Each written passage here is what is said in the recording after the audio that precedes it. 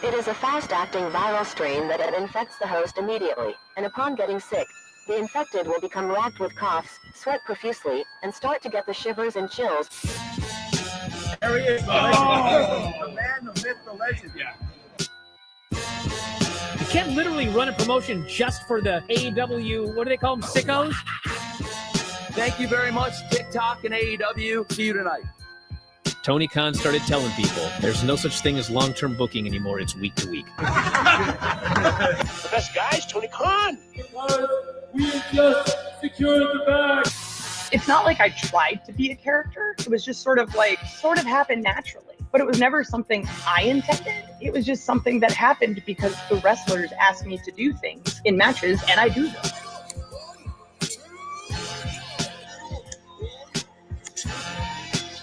If you run a promotion just for the sickos, you're going to do 400,000 viewers eventually. That mother effing melts. You know that SmackDown actually went over and everything? Yeah. You know, What's the point? the point of SmackDown. What are you getting at here? That the DVRs didn't pick it up. Did they not pick it up? Mine didn't. Let's get into everybody's favorite moment, and it is called Dave Meltzer's Dumb Moment of the Week. What would you like to listen to in your ears? I'd like to hear the flute. Well, if you'd like to flaunt your flute, then we can find you a flautist. We have just secured the bag. It doesn't help me. Okay, so complain, but I will complain. Let me out of my misery. And when I heard that, I was like, what? Thank you, fuck you, bye, boom.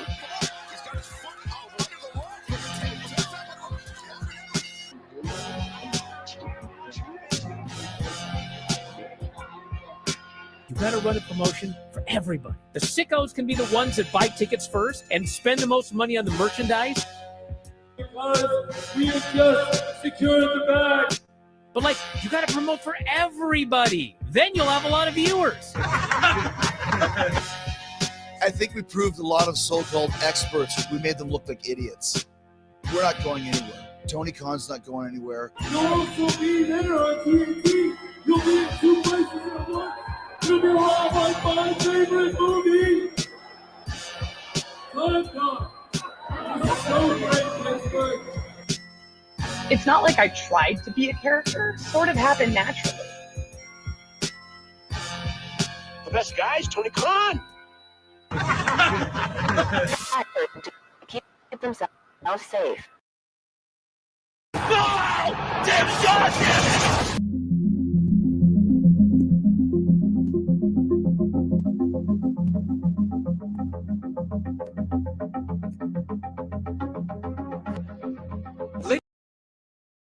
I'm great.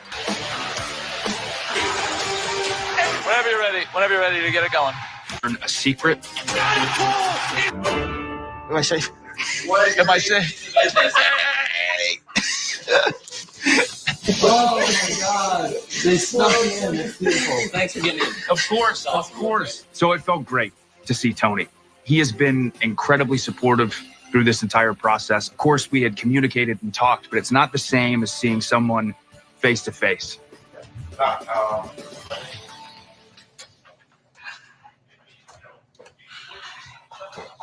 Hey, I'll close the door. I'm going to run by every time I go to the bathroom. Oh my God, of course. Share a bathroom. Yes.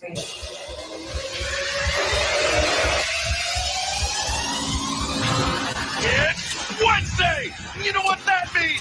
AEW Dynamite is live in Los Angeles at the fabulous Kia Forum. All right, we're 2 minutes here. I'm going to give you the 5 in about 30. A win! Thank you.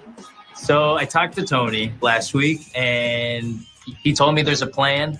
So I just got to trust him. You know, I trusted him before, and I became TNT champion 3 times.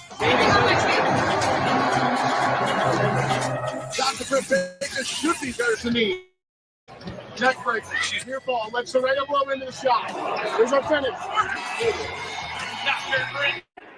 I decide I'm not only going to hide in Tony's office, but I'll hide in Tony's bathroom. Oh, shit! She missed that table. She landed right on the floor.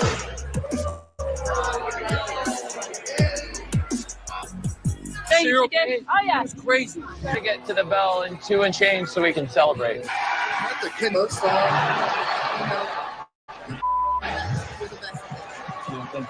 At this point, Literally ready to throw up. Let's do it.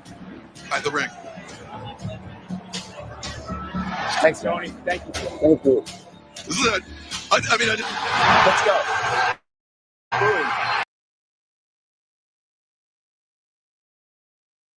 Oh, what's happening, guys? Welcome to it's Wednesday night. You know what that means. The first PWT live show, an eclectic PWT live show of 2025.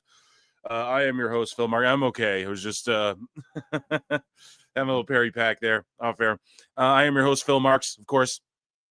We have a very special guest joining us today, which I cannot wait for. It's 2025. We made it. Yeah. Sorry for the new intro. I'm consider doing them that way from now on. Just joking. A botched intro, me rushing, trying to get on the air. You what? Yeah, I'm your host, Phil Marks. Yeah. Joining me tonight, I'm a good friend of the show. A way to kick off the year, January 1st. It's 2025. Ladies and gentlemen, did you have a fun time? I did. I drank a lot of beers. I sang a lot of karaoke. I ended up Ralphing up. Stupid idiot.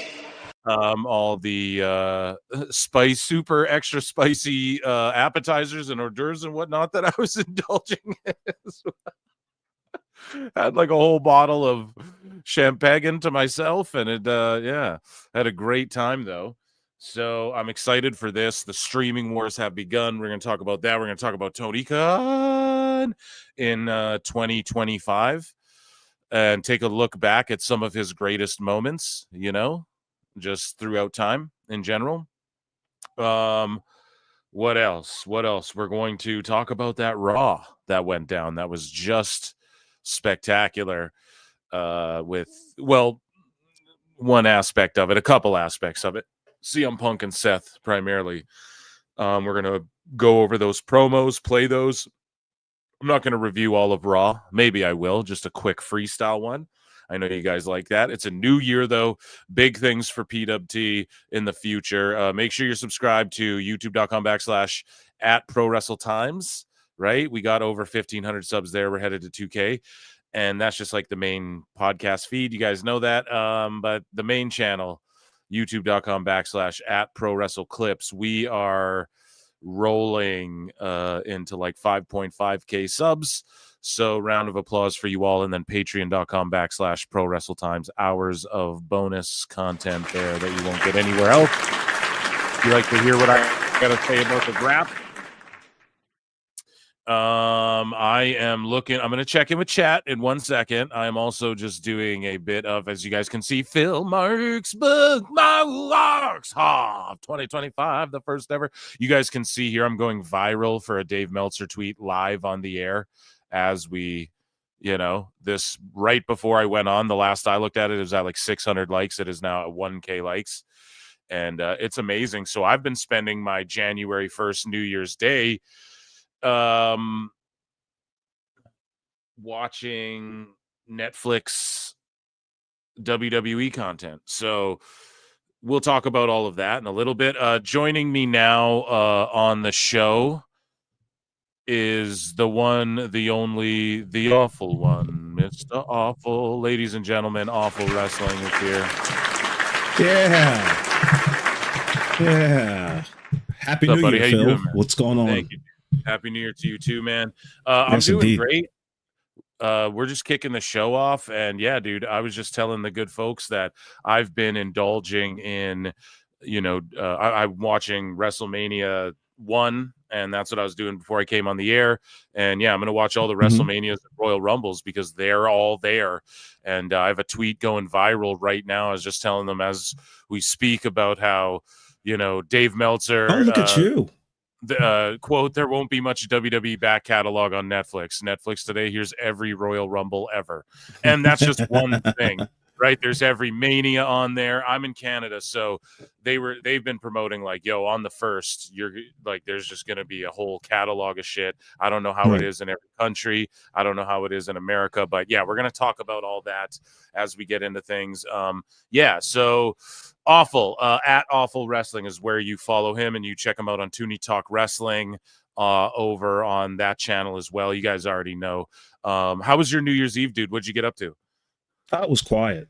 You know what I mean? Good. I'm an old guy, so just chilled with the wife and the in-laws, and rang in the new year, and then we all went to bed.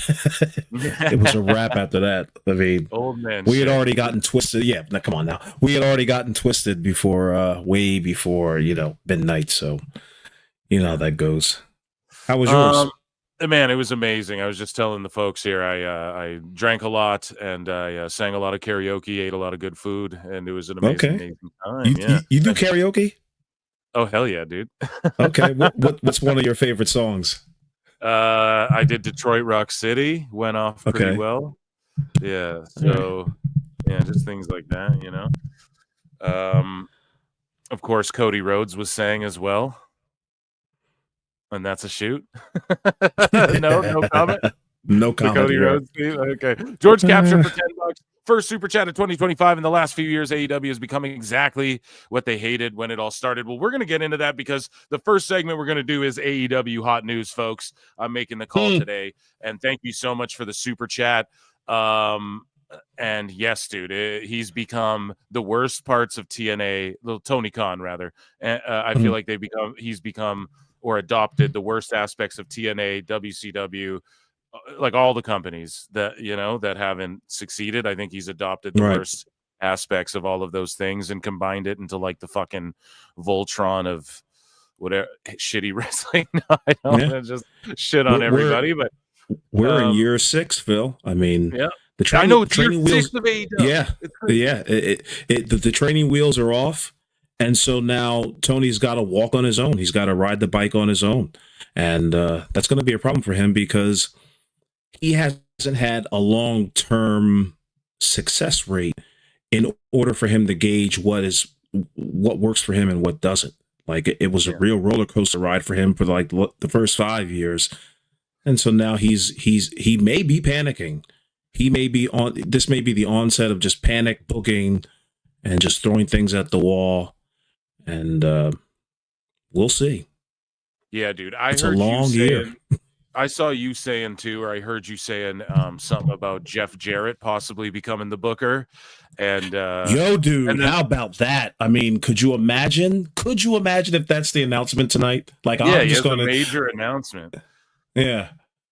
So Marv seems to think it's has something to do with an angle, and it probably does more than likely. I was delusional tweeting at that point, but I mean, wow. I mean, it could be the start of something where he ends up backstage and writing by July. Who knows? I'm a rider now, kid. That's what the announcement is. Rabid Wolverines LC Killer 17 for $5 says my New Year resolution will be embracing more of the grind, bruv. Absolutely do it. I'm gonna do it. Like I told you guys, I'm gonna go live on that Monday Netflix debut, and I think we're gonna just do live shows Mondays, Wednesdays, and Saturdays from now on. I really want to dive into this and embrace this grind even more, bruv. So I'm with you, and yeah, whatever your grind is, embrace it. Yeah. Before we go any further, Phil, I do want to congratulate you and your channel. You're a hard ass worker, my man. I mean, you're doing the podcasting. What is it, like 3 times a week? Minimum. Yeah. And then I do like a run in here and there too, and that's, you could consider it a podcast, but it's just like one topic that I'm gonna rant about. That's some real dedication, man, and I gotta commend you. I mean, that it takes a lot of time. I mean, Lord, we all know like there's not enough hours in the day to do things that you really want to do, but the fact that you are able to turn that around and make podcasting possible for yourself and for the chat, piece of the chat as well. But I mean, you're doing a great job. I'm sure 2025 is going to be phenomenal for you. Thank you, dude. I hope it is, man. I hope it is. I feel it. And I had JD acknowledging me a little bit the other day there. Little JD McBones, JD from NY. Is it too soon? Is it too soon to cuss? No, dude, you cuss whenever you want. Okay. Fuck JD. Seriously. I knew it was coming. Ew. I mean, come on now. Why are people now carrying this man's water? And how can they listen to him for such an extended period of time? Like, his voice is fucking grating. It is absolutely grating. And then he blocked me, like he did the preemptive block when I had like 800 followers. I'm like, what's this fucking dork blocking me for? I got nothing to say about him. But now, I mean, since I see his name all over the Twitterverse, I'm going to go out and say it. I mean, he's a knucklehead. Do I think you should unfollow him and all the other dumb? No, you can do whatever you want. But I mean, fuck him. He's a turncoat for AEW. I mean, against AEW. And that was all a grift. In fact, I think one of his tweets or one of his comments said like, and lose out on all this, money that I could be making if I keep on dragging AEW through the mud. Come on now. Yo, and that's what that I got to tell you. So, of course, my opinion doesn't fully align with yours, but I did get the preemptive block, and then I got unblocked out of nowhere when he started saying the same shit I've been saying for 2 years. I'm almost on 2 years now. So it was like, all right. But I will say this, though, that kind of, because you guys will notice, too, Awful complimenting the work I've been doing on the channel. And you guys will notice I'll drop WWE videos that I know are only going to get 500 fucking views. But I do it because I think it's some shit that needs to be talked about. And I'll always do that. Ultimately, I'm not saying everybody's got to be like me, but yeah, I'm not going to like sway my opinion unless it's like how I truly feel. So I don't know. Like, the money's like whatever. He's doing phenomenal like live streams though that are just reaching enormous heights, and I just look at that and it inspires me. I go, I can get there. As far as like people flip-flopping on the hey man, listen, I'm not going to. I knew it was going to happen. I said, I'm not going to hate on the man's grift. I mean, if he gets more followers and all that, it's a good thing for him. What am I going to dig into the man's pockets? But ultimately, if you were to ask me, I would say F him because, and again, he offers nothing for me. I mean, I can't be that detailed when critiquing AEW. I just can't, because a lot of it doesn't need that much detail. You don't have to go into the inner workings of how AEW is fucking up. Yeah. But, well, here's the thing, though. That's what I do appreciate about JD, is that at least he knows his shit, and that's why I still watch all these fucking AEW shows, and they're driving me insane. I don't know how you do it. Thank God they got rid of Rampage, because I stopped watching that, and it was like I did feel bad, honestly. I was like, fuck, man, I talked all this shit forever that I never missed any AEW show, so I'm allowed to talk shit because I know what I'm talking about. But now I'm skipping Rampages, but it didn't really mean much because I still knew what I was talking about. Awful, maybe even more so.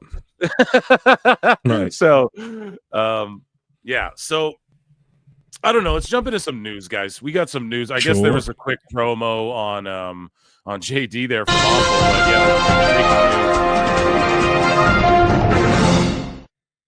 so I guess Elton John's song Saturday Night's All Right to Fight is returning as AEW Collision's opening theme for 2025. So it's a revolution. The feelings, man, 2025, he's not saying revolution, but it's the sentiment we're getting. Oh, this is going to be like last year. 2024 is going to be the new 2021. So he's doing more of the same, though, going back to something that worked at the beginning of Collision, but then they stopped using the song. Now they're going to bring it back. Why? Are they trying to revamp Collision? I don't know, but they're going back and doing more of the same, and they're really leaning into this, like, we need to do old rock songs and shit. And it's like, I don't know whether you like the fucking, I've said it before, whether you like the 2 Chainz and the Lil Wayne and all that for NXT or SmackDown or whatever, there's a reason they're doing it, and it's more relevant, it's more aligned with, what's in, I guess, what's hip to the youngsters today. They're Awful. What do you think of them bringing back the Elton John? No, I'm saying like in WWE, like people are mad that they're using Meg Thee Stallion and Lil Wayne for NXT and SmackDown and shit like that. But listen, that's more aligned with like what's in right now. Do you understand what I'm saying? Exactly, whereas in AEW, they're talking about Guns N' Roses and Elton John again. What do you make of this going into 2025? This is what they call in television a hook. You know what I mean? You hook people in with these types of songs and that type of music because it creates that atmosphere. It creates that sense of, hey, there's something exciting and new happening here every week. Elton John is not going to be doing that with goddamn Saturday. No, it's not going to work. He'd have been better off really finding some young punk band that isn't worth much to do some rock out version of a Collision debut, of a Collision theme. I don't know what you do, but thicken up the sound, thicken up the vocals, whatever you got to do to put them in a nice big ass studio, pay them, send them on their way, and now you've got an original song that you can put on your television and doesn't cost you much. Hell yeah. So the Young Bucks, speaking of not costing much, but costing a lot. The Young Bucks here, okay? Terrible fucking segue. They've reflected on the 6th anniversary of AEW's official reveal in 2019 as they prepare for their return to New Japan and the Tokyo Dome. 6 years ago, we announced AEW on BTE with Tokyo Dome behind us. Now we return to the very place that this all started. See you back in Japan. And when I read this, dude, I was like, what a couple of chuckleheads, man. Like, oh, hey, the 6-year anniversary of AEW. What's going on? Oh, man, we're going back to New Japan and doing the fighting for the tag belts over there again. Like, this company's just a fucking, it's so stupid. It's silly. It's a parody. It's like, what do you make of this? It's in line with what the Young Bucks are all about. Cringe-worthy, two degenerate professional wrestlers. Why would you want to go back to Japan when you have got you've got a $2 billion company that you can rely on and show your face at? Listen, this is what these guys are all about. Just running away when the things get tough. I've noticed that whenever the ratings go down the toilet, these guys run for 4 or 5 months and then they make their big comeback and it doesn't mean a goddamn thing. Yeah, they keep running away, dude. They did it too. That whole All Access reality show was based around them. Oh, we're kind of nervous because we're coming back after a while and blah, blah, blah. And it was after all that CM Punk shit.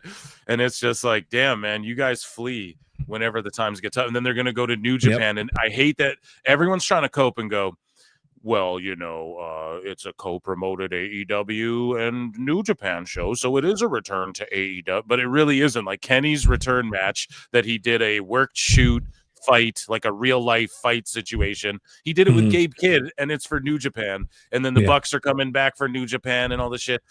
To me, it's ridiculous, and it just makes them feel secondary to themselves. Like Tony Khan is making his own shit feel secondary to like New Japan almost, when it's like, why are you secondary, tertiary? It's like the third. It's like the third place right now. I mean, it's as cold as ice. And tonight, in their premiere on Max with their simulcast, somebody was asking me, like, am I going to be able to do ratings videos? Will they be accurate?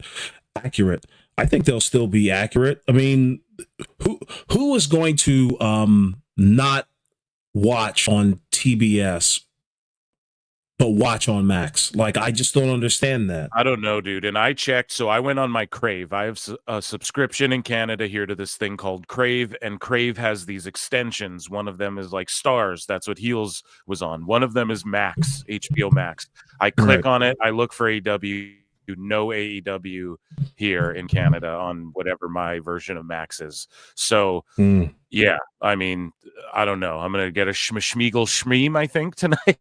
To throw just being honest, it's easier tonight to be honest with my setup tonight. So I don't know. Whitest Rabbit for $5 says Tony Khan spends more money on licensing old 80s rock songs than he spends on providing coherent healthcare plans for his talent. What a clown show. Or at least like the guidance. He puts more focus on old rock songs too than he does, give like guidance to the right doctors or whatever. You know what I mean? He talked all that shit. It's pie in the face. 2025. It's going to be more of the same way. Whitest Rabbit. And yeah, I mean, I'm not mad. Like once in a while, I said it on the other show. I was like, okay, you're doing war games. You license War Pigs. Okay, makes sense, right? I'm not like mad at that. Right, but it's thematic.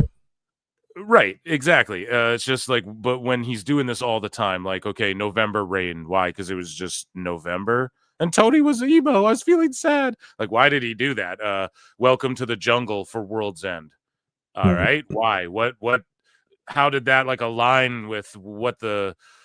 He's just terrible at marketing. He really just doesn't know what he's doing. And Jungle Boy wasn't even in the show, was he? I don't even think. I mean, was in the building. Yeah.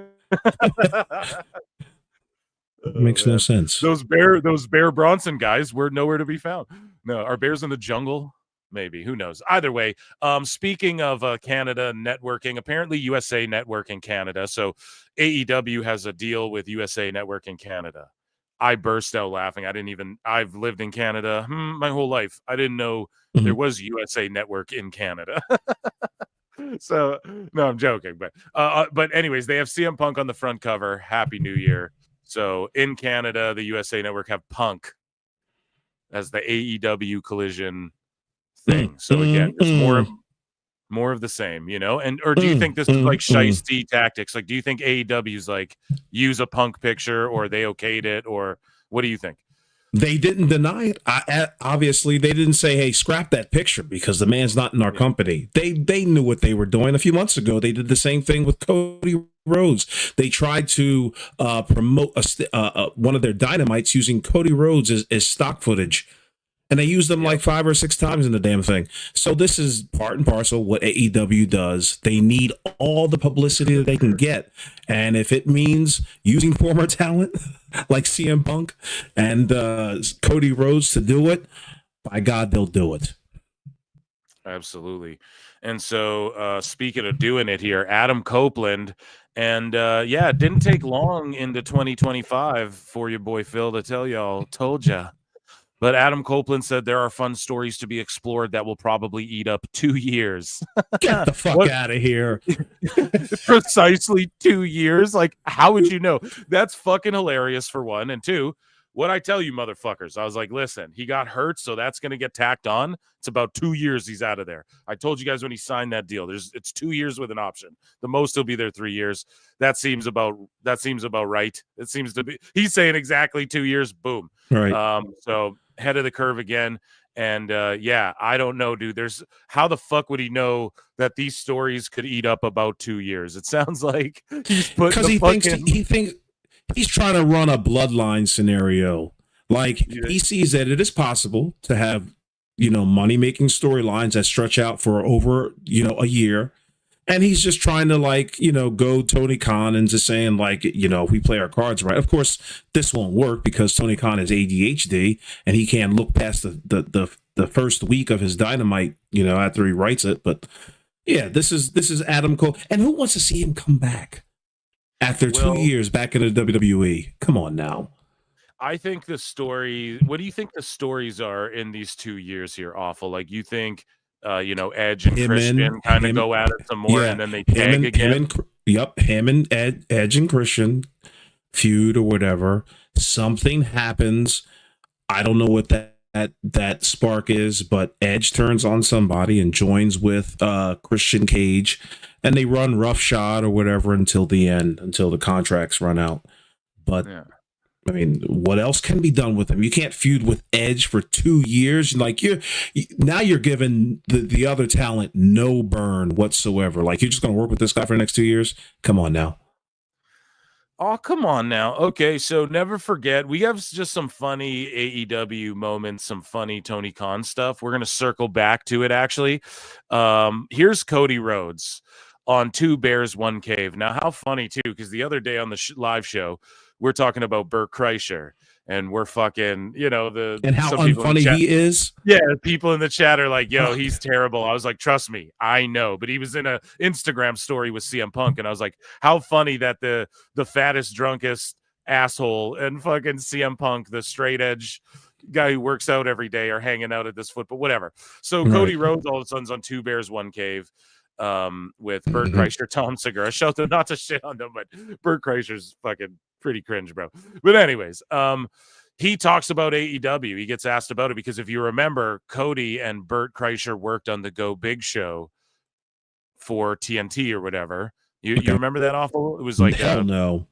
it was like America's Got Talent, but like the extreme version, and the I judges do were now. like, Yeah. yeah, it was like who were the It judges? came Like on after Dynamite, didn't it? yeah, it was like Michelle Rodriguez, I think, and then like Snoop Dogg Yeah. and Cody Rhodes and Burt Kreischer or something. Anyways, so Kreischer asked him about AEW because they've actually been in contact and have been friends, I guess, quote unquote, text buddies, whatever, since. So let's hear what Cody had to say about gatekeeping in wrestling. Listens to PWT confirmed. Hello. But yeah, just no, I'm joking. Hey, it's the gimmick now. The fucking gatekeeping, the sickos, and just his time in AEW. Wrestling has a bad habit, and this is in all companies everywhere, of not understanding we're in a bubble, guys. There's outside world. Yeah, there's the bubble paradox. Hello, right? We've been talking about that here. The blue sky bubble paradox, right? I don't know why it's a paradox because it's just a funny word. Multiple mediums of entertainment. Yeah. Don't be in a bubble. Like, don't be afraid to do a little crossover thing. Yeah, pure hardcore wrestling fans, they may not love it, but there's something on the show that's for them already. Yeah, and that was, I'm not bearing where I formerly was, but not understanding like. Don't tell me what to do. And that's like the point too. Meltzer says things like, "Oh, Nathan Frazier would be so great in AEW," and it's like, no, dude. The reason you like him so much, Dave, is because he stands out among everyone else on NXT because he's so fast or whatever you're marking out over.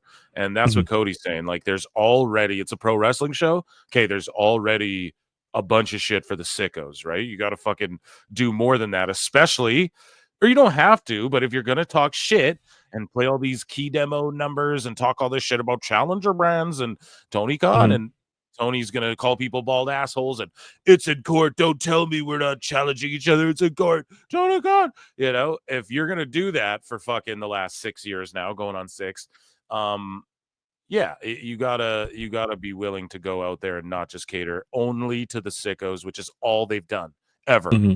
And I don't even think it's actually catering to them. I think it's only catering to Tony, but they're such sickos that it's like become a cult at this point, Yeah. That's what it is too. You notice these like AEW Defender or AIR Gold, they'll criticize AEW, but once they cross that line and criticize Tony Khan, then the sickos will go after them. You'll notice. Oh yeah, that, like, they're willing to let. They treat Tony Khan as if he's a little 5-year-old child in a wheelchair, and he can't talk or move his hands and feet. That's how they treat Tony Khan. Like, he needs to be protected at all costs. There should be no one giving this man any sort of criticisms. And I think it's because a lot of those fans relate to him because he's an outsider. He's a loner. He's a social despot. I mean, he doesn't know really how to emote or he's kind of like me, just goes on and on and on. but the fact of the matter is that that's what they like that man because they remind them of a little retarded kid that is just helpless in the streets. Yeah, and I think a lot of them too think that they can get jobs because they've seen like borderline fans get jobs. Yeah, and I think people are like, if I tweet enough, they'll hire me. I swear. Shout out Andrew Baydala. Exactly. The power, the magnitude again of new eyeballs and of crossing over, and also I hate gatekeeping when it comes to what we do. That's one of it too. God damn it. The things I do really like about pro wrestling fans and sports entertainment, and I wish the locker rooms would feel this more. We welcome, please, if you've never been before, because I know, Tom, you're not a big wrestling fan. This isn't true. I don't know where you've heard this. There's some quotes out there. No, I don't know. So he's anti-wrestling there. Okay, good for him. Any thoughts on that awful, or we just keep it moving? This is Cody Rhodes being Cody Rhodes, pure diplomat. I don't really care what he likes or doesn't like as far as like the gatekeeping in professional wrestling. Like, dude, tell us what was going on with you and Tony. I mean, that's what we're interested in. And I know that you give us. Go ahead. Oh, go. No, you go ahead. You go ahead. No. I'm looking forward to your question. I was just gonna say, do you think his book comes out before yours, or? It'll come out after mine. Because what I After, feel is going to okay. happen, what's going to happen is that people are going to shut me out. I think I had a conversation with Dose a few weeks ago. No, sorry. Yeah, a few days ago. And I was like, dude, I feel like if things get worse for AEW, the competition for my book, people are just going to come out the woodwork with, titles of their own, and they're going to try to hotshot a book before me. I kind of feel that happening. Yeah, well, theirs will be shittier, and yeah, people won't. Half as funny. And you'll have people like fucking me helping promote the shit out of it and things like that. You know what I mean? They'll just you'll be helping me write it. God damn it! Yeah, all you guys. I got you, bro. Hey.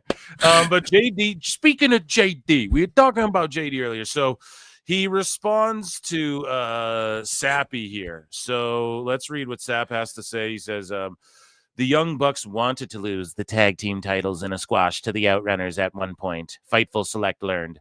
They referenced this in their new interview with Tunnel Talk Pod. So again, this is just gossip and selling dick pills, according to him, right? That's according to him, not a professional. So can't take Shout that out to the Waterhead.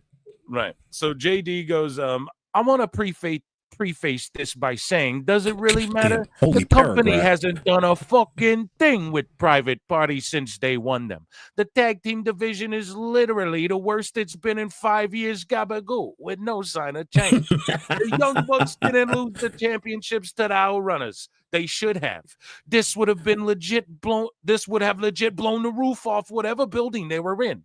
The company is allergic to building new stars. The Outrunners got over on their own organically. If the company went any further with them and built them into a prominent team, this means they eventually would demand more money. Oh, Tony is going to shell out more money and build stars on his own dime, only for them to go elsewhere after they built their names in AEW. He takes this shit personally and is afraid to invest in anyone not nailed down to a major long-term contract. Yeah, what I guess, but JD's right. Basically, what he's saying in less words is that they don't pull the goddamn trigger, and the Bucks are always just sort of what Awful said earlier. They're dabbling when they're unwanted, and then they disappear when shit hits the fan. And basically, they should have put over Private Party earlier. I get it. Private Party beat them early, like in their careers, but as far as like the Bucks, it seemed like they kept the belts away from FTR when they shouldn't have. It felt like they didn't put the Acclaimed over when they should have. Like they waited too long, and that's more on Tony as well with the Swerve Keith Lee stuff. And then again with the Outrunners, it's like, well, they're just in an 8-man thing with FTR until Edge comes back, and now the Outrunners are where? They're chopped liver. It's just when really they could be losing the belts, and now in hindsight the Bucks want to claim, well, we wanted to lose to them in a squash, but then JD just sort of refutes that, and he's cooking here, I guess, right? Do you like what JD's got to say here, Awful? I mean, I wouldn't have wrote a page worth of opinion to Sean Ross Sapp, but I'll just say quickly, so what if the Young Bucks wanted to lose the tag team titles in a squash to the Outrunners? That does nothing. That's not news to begin. Well, you know what? I take that back, because Sean Ross Sapp himself said he is not a peddler of news. He's a peddler of gossip. So he's an unprofessional I apologize for that. Dick Bill Schiller. Yeah. That's right. Anyways, continue. But yeah, I mean, JD is correct in the way that, he's going to be correct in refuting what Sean Ross Sapp. But my whole thing is like, I don't give a shit if the Young that's a fluff piece to make them look good. Hey, we were going to get these guys because we love the business and blah blah. Shut up, okay. Saturday night. This is from at some X error ref MJ from NJ, of course.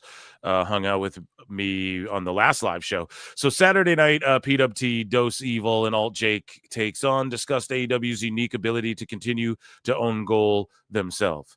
It is a huge deal. It shouldn't be, or is it a huge deal? It shouldn't be. But when the AEW is struggling to combat negativity online, according to at least one Wrestling Observer whatever WOR, what is Radio. that? Wrestling radio. Thank you. I'm like, which is it? Live newsletter? Intern. It doesn't help when the most raw talent, FTR Dax, of course, is posting a graphic. Blah blah blah. Love you, MJ. Can't wait till you're back on the show. But basically, there's a poster and it says January 6th.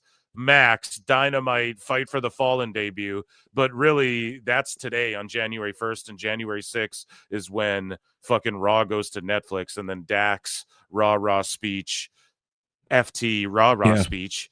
Fucking, and this isn't the first time that these guys have flubbed up the goddamn date on their their promotions. Yeah, like they remember the infamous Death Before Dishonor T-shirt in which the Young Bucks' wife got the date all completely wrong, and so your quality, your quality control has got to be more than 100% at this point, my friend. You got to be at 102%. You can't afford to make janky mistakes like this. I mean, I'm just now seeing this. You can't put that poster out. That's what I'm saying. Like, how many fingers is this crossing before it gets online? And bro, you know it's in Dax's hometown tonight. God damn. And he shared people would actually show up to the stadium on January 6th. That would be awesome. It's insane, dude. It's fucking insane to me that there's no like quality control in anything they do. Nope, I swear to God. Let's look at the attendance for this. I guess we have this is as of Asheville, North Carolina. Hara's Cherokee Center, 2,500 people, set up for 2,900 people. So look at that stadium, Phil. Look at that goddamn thing. Phil, I think you mean empty, right? No, you mean not filled. But yeah, dude. Just how are people supposed to even, dude? It's in your hometown. If someone sent you that poster, how the fuck did Dax not go? Yeah, our shit's on the first, bud. Like, how did he not catch it before he shared it too? It's just silly. Because it's overexcited, OCD. He had to get it out there quickly. He had to be the first, and this is what happens when you're first. And speaking of hometowns, right? And this could be a first for Cincinnati, Ohio, Moxley's hometown, for AEW Maximum Carnage Dynamite. There's only 900 tickets sold, and it's set up for 1,500. That's Moxley, like their main heels fucking hometown, dude. Right. He did no PR. I'm sure he's doing no press in Cincinnati right now. None. Dude, 1,000 tickets. I bet you there's no promotion going on in Cincinnati right now. Terrible. Fuck, man. Miss October 30 says, Phil, we will throw hands if Jericho plays. We'll run those likes up, bitch. It ain't me. I'm kidding. Why does Moxley look sickly? Well, because he probably saw these fucking ticket sales here and went, oh, shit. I'm going back to New Japan, too, for a little bit. I'll see you guys later. Like, oh my goodness. Thank you for the super chat, man. And yeah, I don't know. Jericho playing is all upon all of your hands here. Mike Sausalais for $5 says 205 watching and only 57 likes. There's actually more like 270 to 280 watching because we're live on 2 channels. So 57 likes on which channel, I don't know. Oh, come on. That's not very fair. Yeah, chat, run those up. Try and get to 100 on both channels. Can we do that? I think we can. Come on now, Eric.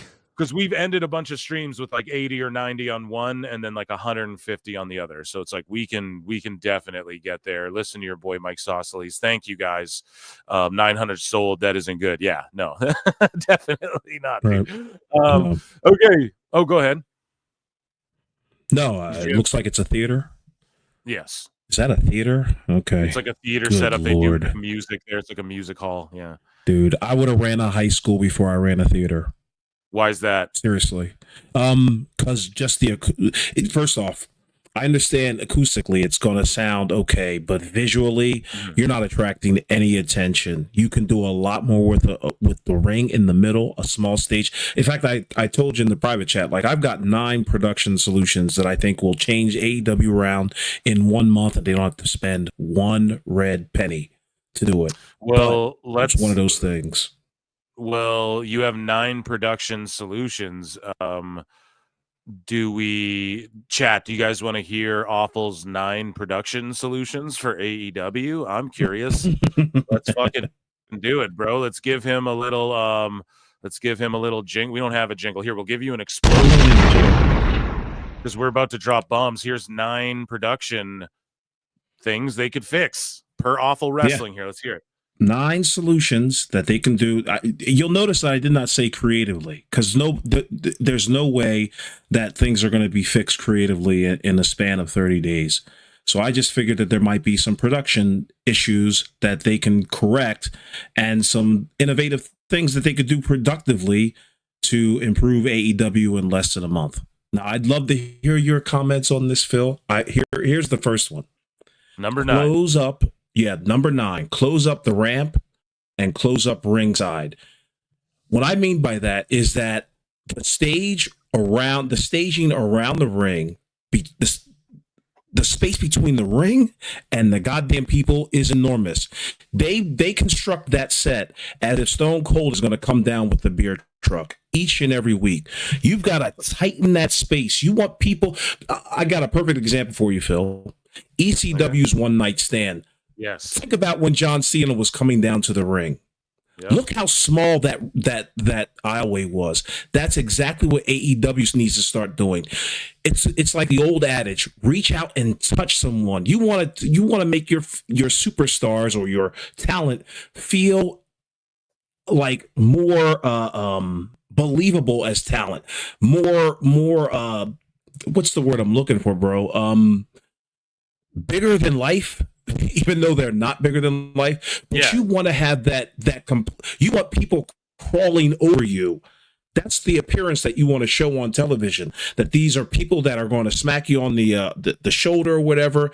And you can, and better than all of that, it doesn't give you it doesn't give the talent the ability to, to hot dog down the aisle. Because they got to get straight to the ring, and it just gives that more competitive nature. That's the first thing. Almost like Saturday night's main event, what they did. Yeah, with the tunnel. It's like a UFC, exactly. UFC fight night, bro. Yeah, it makes it feel. Here's some guy in the chat. This guy Truth Rises says people trashing AEW just bandwagon jumpers. AEW wrestlers kill it every time. We are giving the most dead honest constructive criticism that you won't hear anywhere else. I'm telling you right now. Oh yeah, dude. Yeah. This will be the only time where I'm going to help out AEW, seriously, because I believe that this stuff will work. Now, based on history and how, number 8. I'm so sorry. No. Keep going. No more. Stop with the picture-in-picture. Kill it. Yes. Go straight to commercial. No more picture-in-picture, because what you're doing is you're literally sucking the life out of the match when you had this gigantic advertisement right in front of you. You can't focus in on a small screen like that. So just get rid of it. Do your advertisers a favor. Do your revenue a favor. Give them the time that they've paid for. Don't try to sneak your shit in there because we can barely see it to begin with. And then when you come back, there's still that air of excitement. If they know what they're doing productively in between breaks. You already know how that goes. Like, you want to rest the match, and when you come back, kick it back in high gear. Okay, bro. In AEW, they do fucking table spots during commercial breaks. Miss October 30 for $2 says awful. I'm gonna throw hands at your mic again. Is it fucking up or what? Yeah, let me know if it's fucking up. Yeah. It might be popping a bit. I heard a little poppiness before, but if you guys are hearing it more on your end, maybe you can do just a quick unplug and plug or whatever the fuck. I don't know. Well, I'll just move away from my mic, I guess. Maybe I'm talking too loud. Oh, sure. Yeah. All right, well, there you go. So number 7. Let's go. Number 7. Fire Excalibur and Tony Schiavone. Fire them. Yes. Get rid of them. Put in Nigel McGuinness and put in Taz. Or like I've always said, back the Brinks truck up and find Joey Styles, whatever mountaintop that he's living in right now. But you have to show your talent, you have to show your audience, you have to show your potential customers that you're willing to shake things up. And you want to attract the youth. Tony Schiavone looks like a bum off the street that they throw on they throw a suit on this guy. Excalibur's no good because he rambles on and on and on and on and on over things that should be allowed to breathe. He doesn't do that. Fire them both. You save some money and you do a better job with Nigel McGuinness and Taz, in my view. I fully Number- agree. You got to at least Yeah. shift it around. You got to at least Yeah. shift around the commentary if you're not going to fire people. A little Yeah. mic pop. Yeah, well, we'll try and fix that, guys. If you hear it, just let us know. Okay. I think it's better now. It's not registering too much on my end, but number 6 anyways, as we continue along here. Okay, I heard Mark Henry talk about this one, and I totally believe it. He mentioned it in passing, but he didn't really go into it. But earlier ring setup and earlier walkthroughs. Do your quote unquote rehearsals or walkthroughs earlier in the day. Mark Henry himself said in an interview, I don't know if it was with Chris Van Vliet or another fellow, but he said that he would like to see them produce their stuff earlier in the day instead of 4 o'clock and 3 o'clock, and that AEW would have their production start at 1 o'clock, which is the time I believe WWE does the same thing. But those are the types of things. If you're trying to emulate WWE, you want to emulate something like that because it organizes your production crew, it organizes your staff, it organizes your cameraman, where they're going to be standing. You want to set markers for all your talent. You want to do all your in-ring rehearsals, your spots. You want to look over the match. This is the type of things that you need to be doing. If you're not going to be running house shows and you're only going to be working once time a week or twice a week, you want to do something like that. Okay. That's amazing. Lucy Moody messages in. Tony Khan furiously taking notes right now. I hope so. I hope so. Okay, sorry. So number 5. Number 5. Number 6. It could be in line with number 1, but stop the double ramp. One singular ramp. No good Or like guy tunnel, or bad guy. Yeah, excuse me. I'm sorry. Stop the double tunnel. Stop that mess. It truncate your entire stage. Break that thing down to a singular entrance so that it gives your talent, that singular focus. No one actually at this point, no one cares who's coming out of which tunnel, and there's no indicator that even says to people like, hey, this is the bad guy's tunnel, this is the good guy's tunnel, get rid of it, save yourself some money on some space. I agree with that, and I will add to that a little bit. It adds, like, with the heel and babyface tunnels, it adds this extra layer of possible, like, storytelling or intrigue or nuance that could be there with these characters that Tony Khan is not equipped creatively to fucking utilize properly. So just get rid of it. If he was doing it right, sure, but it's a great idea if you're going to do it right. It's a good throwback if you're going to do it right, but he doesn't know how to do that right. So just get rid of it. I agree. If you took a look at the Shinsuke Nakamura's entrance on Noah, I didn't see the show or anything like that, but I saw clips. Their staging is very basic, and there's not a lot of lighting going on. In fact, they kind of keep the mood dark. Maybe it was just for his entrance, but I've also seen that with Mercedes Moné when she was working out. Omos. Yeah. It's like there's a certain. That's a good one. No, that works. But yeah, I mean, so you can just mute, just turn down the staging, okay, and quit with the double ramp. Number 4. You've got to slow down the fucking action. Let moments breathe in your television show. Okay. Now, in order for you to do that, you got to have your announcers, with a script in front of their face. They might have a production run on a piece of paper, but as far as like moments that happen, this goes back to the earlier rehearsals. You want to highlight the things that are most important to the match. I don't believe they do that because, as you know, Phil, you do the show during the show. They run through everything. They let nothing breathe. Coming up tonight, it's going to be this and that, and this, that, and the other. And right now, we're going to go backstage for Renee Paquette. No. Dude, slow everything down.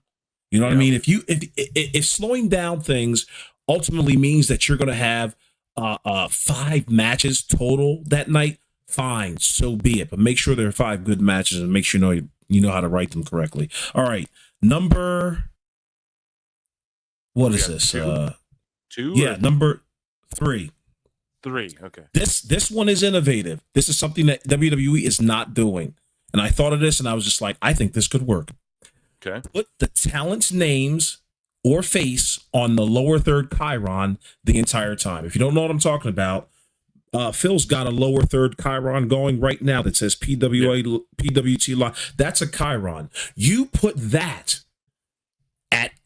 at every match, on every minute of the match, so that when a passing viewer, somebody who's a non-fan, goes and clicks on AEW and sees, he at least knows that skinny guy right there with the long string of hair is Adam Cole. And the guy right there with the mask is Luchasaurus or whatever. Don't get rid of the Chiron. Right. Keep it there the entire match. Don't make it obtrusive to the match. Put it on maybe on the top right or whatever. But they do it in football. They constantly have the score up. So why not put a little face of Adam Cole, have his name there, put a little factoid, just like what we're doing right now with this live stream, George Captor, and you know what I mean? Like the whole thing. You have that stuff on there. It won't cost you a penny, and it will at least give the passing viewer an idea of who at least they're looking at. I agree with you, and also the UFC, like MMA, does that. And you think about it like this too. Let's say the Chiron's running, and then at one point it also says like earlier Bobby Lashley something, and you're scrolling through as a fan, and you might see a name that you're not used to, like that you're used to seeing in WWE, or let's say, right, you see Bobby Lashley and you're like, what the fuck, Bobby Lashley's on this show, and that could work too, just seeing the name written out, like, oh, I don't know. I agree with you. That's a very great idea, very innovative. No one's doing that. WWE's starting to use more elements of that here and there, but if they just have it throughout the whole show, at least throughout every match too, makes perfect sense to me. Awful. That's another brilliant one. None of these have been misses. Oh, thank you. One of your chat members said, "Awful. Can they energy and have damage bars too?" If they want. I mean, listen, it might attract the 6-year-olds or 7-year-olds. Who knows? I'm not really sure, but you want to attract that non-fan. This stuff, I think, would work with the sickos. I think they would have no problem with some of these new elements. Anyway, number 9, every angle in the entire company needs to, I don't know if this is really production, but every angle needs to be expressed to be orbiting around the AEW belt and not around the company's perception or feelings about the company. No more talk about friendships unless I need your friendship in order to get closer to the AEW belt. I need your companionship in order to get to the tag titles a little quicker. You see what I'm saying? That's how you create the storylines as far as creatively, but every single one, and not to mention, we haven't seen that goddamn AEW belt in weeks. Did we even see it on the pay-per-view last Saturday? I don't know, man. Like, it just feels so secondary and meaningless now. Yeah, and they don't I show agree it. with you. Like at the beginning of AEW, that belt really felt like a prize. Like Jericho was keeping it from everyone, and it was like, okay, it worked. And then now it just seems like a secondary, like it's been thrown around. We've seen Punk spray one with an X and carry it around in a bag, and we've seen I mean, it's just a meaningless belt now, and it show sucks. off that fucking belt. I think the champions of the University of Illinois, the guy had it around his shoulder. It looked great. He has profiled that championship more than John Moxley has in the last 3 months. It's incredible. Yeah. The damn thing's locked away in a suitcase right now. Like, that shouldn't be. Highlight your championship. Yeah, everything should revolve around that fucking belt, but instead it always revolves around like, well, here's the Continental belt, and here's this other belt, and here's the Ring of Honor belts, and again, they just make themselves feel second important. Was that all of them? Was that all 9, or you got one more? 10. I've got 2 more. All right, number 1. This one, I think everybody's going to enjoy this one. Okay. A company-wide directive to unblock all social media accounts, retweet and quote tweet AEW postings at least twice a week. This is for all of their talent. Unblock everybody you know. I don't give a shit if they made fun of you or not. Unblock them, ignore them, and I need you to retweet our stuff, our Dynamite, our Collision advertisements at least twice. If you're not doing that, you're in big trouble. Now, could you imagine, Phil, if every AEW talent out there were to do such an easy promotional tactic as that?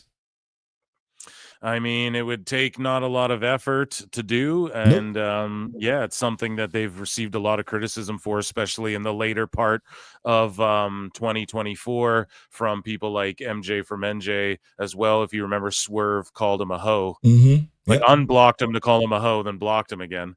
Yeah, and I don't know. Your so I talent's just got to have thick skin, man. You know, they can't be blocking.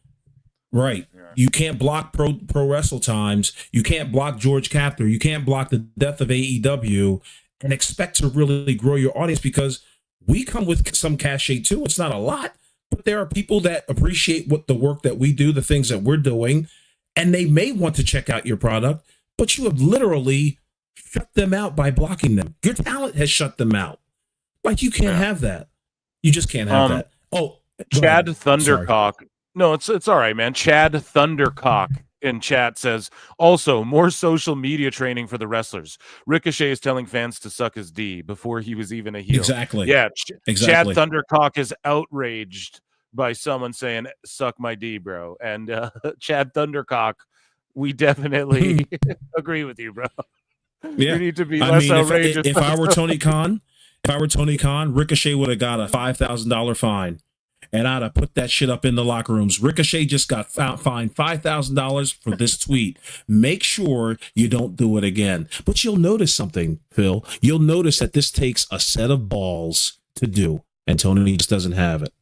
So come on, I do have. Yeah, I've got one more thing. Oh, you've got to excite your. It's the last one. You've got to excite your audience in the arena. How do you do that? Every big star that you've got comes out around 6:45, 7 o'clock, and they cut promos in the ring live to the people in the audience. They talk about what they're going to be doing tonight or whatever. So essentially, you want to do a promo class without the audience knowing of all the stars that are going to be there tonight. You warm up the crowd. You might have a match or two, but make sure it's a good match. But I don't think they're doing that. I think their show, they're just waiting till 7:59. They'll start the show, and that's that. You didn't warm up your crowd. But those are the 9 things, or 10 things actually, that I believe that AEW could do. Go ahead. What do you mean awful? Fucking Tony Khan went out there and yelled at them about time cop for 25 Yeah, but minutes. that's not good. That's not good enough. See, that's not good. You're better off having John Moxley go out there and cut maybe like a 10-minute promo with all of his guys or whatever. Heat the crowd up. Make them excited for 8 o'clock to come rolling around. Tony Khan's not the guy to be doing that. He's just going to pat himself on the back, tell you about the next Dynamite, which is in some city they don't give a shit about. You don't do things like that. Cater to the audience in the arena first. Well, everyone, round of applause for Awful's 9 or 10 with a bonus one. Things that he doesn't do to improve. Amazing. So we were talking about the Young Bucks earlier, and the Young Bucks talk about how they fooled fans that they were washed as wrestlers, working boring matches with their EVP gimmicks on purpose. This is what they said. Okay? That they fooled fans into thinking they were washed. And I called this out immediately, and I was like, this is bullshit, because they came back, stole that kid's move from the indie where the one buck does a front flip on the guy on the ropes and he bounces off and the other guy catches him into a sitting power bomb. They're not doing moves like that to try and work everyone into thinking they're boring wrestlers. This is the biggest cope lie sesh. These guys have only LOL'd and lolcowed and memed themselves into fucking oblivion, bro. Just like Tony Khan, like everyone who fucking goes there, there's something in the water. I don't know if these Bucks have always been like this. I think this is why Jim Cornette, when he knew that Tony Khan was like, no, it's got to be the Bucks and all, he knew that. He's like, it just won't work. A lot of people, I think, know this or knew this from being around these dudes. I'm sure Cody Rhodes has some sense of it. He's talked about a little bit. I can't wait to see when everybody's books come out, and they'll all be different, And all I'm saying is that this is bullshit. They were trying to do the move I just described. They were trying to be relevant. They were trying to be in this fucking thing, but like Awful said, they just run away when the times get tough, and now they're literally coping and lying and saying that they fucking were purposefully pretending to be washed and fooled fans into making them think they were washed. Because what? But Phil, why would you do that? let's get real, bro. Yeah. Like, why do you even elaborate on such a thing like this if people noticed? You know what I mean? Like this is what I'm talking about with the Young Bucks. Nobody notices their shit. Okay, nobody notices what they're doing. Nobody cares what they're doing. And so later, like right now, they're going to tell her, hey, guess what we did? Yuck, yuck, yuck. We were fooling fans into thinking that we were washed up as rest. Okay. But it made no effect. In fact, it drove people away. So your boring gimmick that you tried to work everybody into, it actually worked.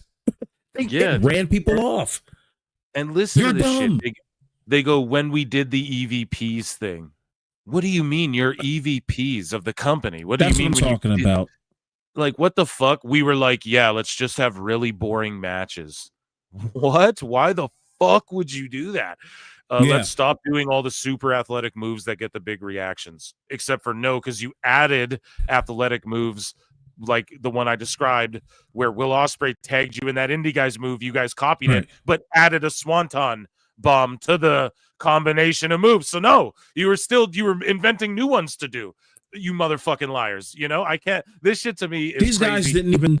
These guys are so stupid. Like there's a way of doing a boring match. There's a way of doing a match. Stupid idiot. Like Larry Zbyszko. Larry Zbyszko would like go into the ring, right? Try to take a shot on somebody, get asked out. He'd run outside the ring and then like circle the ring for like 20 seconds and heat the crowd to a fever pitch.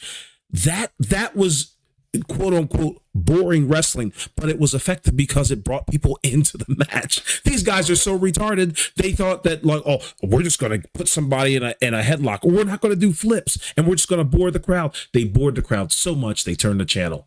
Retards. God, I hate them. I hate the Young Bucks.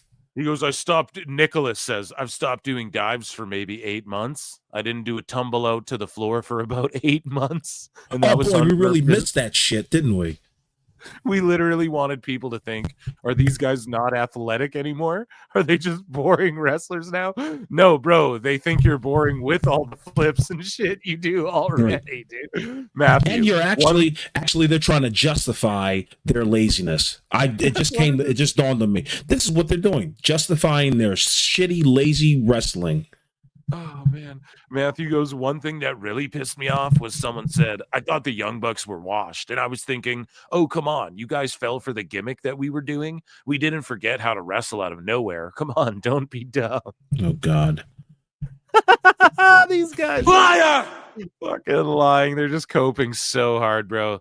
Amazing. And if they think that, no, because it's just we could break this down in kayfabe or IRL why this is stupid. What the fuck they're saying, because they're still EVPs. So where's this gimmick change? So they're just going to come back as the saviors is what's going to happen. And are they just stooging it right now? We were doing the EVP thing, but when we come back, after the New Japan match, it's like, is it like what the fuck? We broke the owner's neck.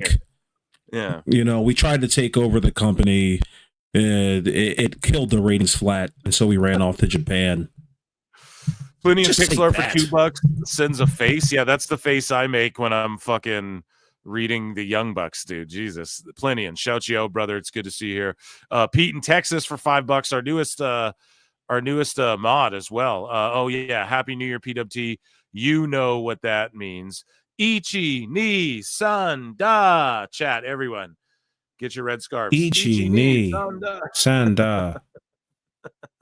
That's the Inoki call for fucking, Tony Khan tried to let Inoki's grandsons and like right. Fucking, yeah, Inoki's favorite saying, Ichi ni san da. Drop this picture on the table. Shit. Thank you. So Top Dollar and Baron Corbin were backstage at AEW's World's End yesterday. I really hope they signed so I can. This is neckbeards, by the way, so I can watch the same AEW fans who said they were the worst wrestlers around now praise them. I don't know. I mean, yes, if Top Dollar and Swerve linked back up, I mean, it worked, but he re-signed with TNA actually, and Corbin officially, as of today, announced like his contract wasn't renewed, and they just like sent him home pretty much, and they just told him like it won't be renewed. We don't need to use you, but they paid him until his contract was up. WWE did, and then it expired, and now he's just a free agent. So yeah, that's don't do it, Tony. Don't do it. Yeah, don't bring in Corbin. No more signings. In fact, freeze, put a moratorium on signing anybody for the rest of the year. You've got to build stars, my idiotic friend. Yeah, I want to see some releases this year, Tony. I want to see some cold-blooded How where about people that? are like, what? That's not the Tony Khan we know. I want to see like in April, like a fucking round of Right. Vince McMahon style cuts, you know? Yeah, exactly. Just one of them. Show us one time ever you can do it after 6 years, man. Like, and I don't want to see people lose jobs, but here's the thing. If they were fucking, how do we word this? If they were worth a damn, they would be fucking, they're gonna be somewhere else. And you know what I mean? And I'm not shitting on anyone by saying that. Like, okay, hold on. This is the song playing for Dynamite. I'm so excited, and I just can't hide it. No, that's the song they have for Fight for the Fallen on Max, the debut on Max. I'm so excited, and I just can't hide it. I want. I'm sorry, I don't remember. I gotta look it up. Oh my God in heaven! Song. Who sings that again? The Pointer Sisters. Yep, you're spot on. Wow. Dude, that is hilarious. Hold on, let me get on the And pirate now ship they're here. starting it. They're starting this Dynamite the way that WWE starts theirs, with like champions and wrestlers walking in the building type thing. Okay. And now they're promoting the Let's trios see. match that's in the main event, I believe. And they're calling it Fight for the Fallen, the mother of all simulcasts. You could not be any cringier. Oh my God. It's so cringy, bro. You know, I just, the mother of all simulcasts, bro, that's not like no one cares, you know? Hurt Syndicate versus the Acclaim tonight. We got Cassidy versus Paige to kick off the show. So matches are on, guys. I guess we got a $5 super chat from STG212. I want to see releases so the Marks tried to defend Tony Pecan. The best guys, Tony. The best pies, Tony Pecan. The best guys, Tony Khan. Thank you so much, dude. Happy New Year to you too. Good seeing you here again. And yes, exactly. I want to see the cult be like, no, they deserve to be released or whatever. I'm just going to say this about Corbin. Don't bring him in and top dollar. If he linked up with Swerve, that could be cool, but he re-signed with TNA, which is what, I mean, you had Chris Connor predicted that, and a bunch of people probably did. I mean, he's going to make good money there, and he's been helping them, and they're going to be doing pay-per-view buildings the size of AEW in 2025. So, fuck it, you know, just stay there, make your money there. So with pictures of FTR's gear over the years here in AEW, FTR stands for Find the Relevance, because all they've done the last few years is siphon heat from acts while not evolving whatsoever. So CMFTR, right? You see it here, and then you have the rated FTR, and then you have the fucking FT runners as well. Are which you died after kidding like 2 me? weeks. Wow. No, dude. And they were like an 8-man tag team for like fucking 2 weeks, and then Edge came back, and Tony Khan's like, well, that's the end of that. Glad I printed all these shirts, and we're selling them now because that's not even a team anymore. That's great. Fucking craziness. But yeah, dude, FTR's just sort of linked with everyone, and they haven't since the whole Briscoes feud. It feels like they haven't really stood on their own, you know? Right. Yeah, imagine, Phil, this is what I'm talking about right now. I don't know if you're watching the show or not, but imagine it's 8:00, you know, it's 4 minutes into the show. You're a casual viewer. You're flipping through channels, whatever it may be, and you see this. It looks like everything else that you'd see on television. I'm talking about the backstage promo that we're seeing right now with Jon Moxley. There's nothing interesting about the shot. Yeah, so they had Okada come out with his title, or like he's walking in, sort of like Kevin Owens would on a SmackDown or whatever. No. This was before any of the Moxley stuff. Okay. Then they went to the Moxley stuff, and it was, again, like you said, more of this Moxley shit we've seen for a while now that kind of hasn't been working. Not kind of. I mean, you can sort of measure it that. Hasn't been working. And then we go right to rated FTR, which, I mean, they're over dudes. They cut a good little backstage promo, but their backstage area looks so shitty too, in my opinion. But looks like cheap B movie shit. And then we go right into Orange Cassidy. So to me, dude, this is what I mean. It's more of the same. We're starting the year more of the same. We're on Max. It's more of the same. And it's not going to change, you know? And I do appreciate they try to go a little WWE-ish with like, here's Okada, and then here's a vignette, and then we'll go into a promo. But they're about to have a fucking 20-minute meaningless match. And it felt like all that stuff was sort of stuffed in there. Awful said earlier, you got to let things breathe. It'd be nice to have that promo and maybe give it time to breathe, or see the vignette and give it time to breathe, or have it lead into whatever the next thing is that's going on, you know? But yeah, again, more of the same we're noticing from AEW in 2025. And I just have no interest in this Cassidy match. I got to be honest. I'm watching Orange Cassidy come down to the ring. It's so boring. How no one's saying anything, and he looks like he'd rather be anywhere else. These are not the images. This is not the visual that you want your company to be showing on Max. Yeah, dude. God damn. Orange Cassidy, ratings killer. Your first segment, you've just made a huge mistake. Dude, he's always done that. So what the sickos used to say too, like a year ago, I used to talk about it on the show a lot.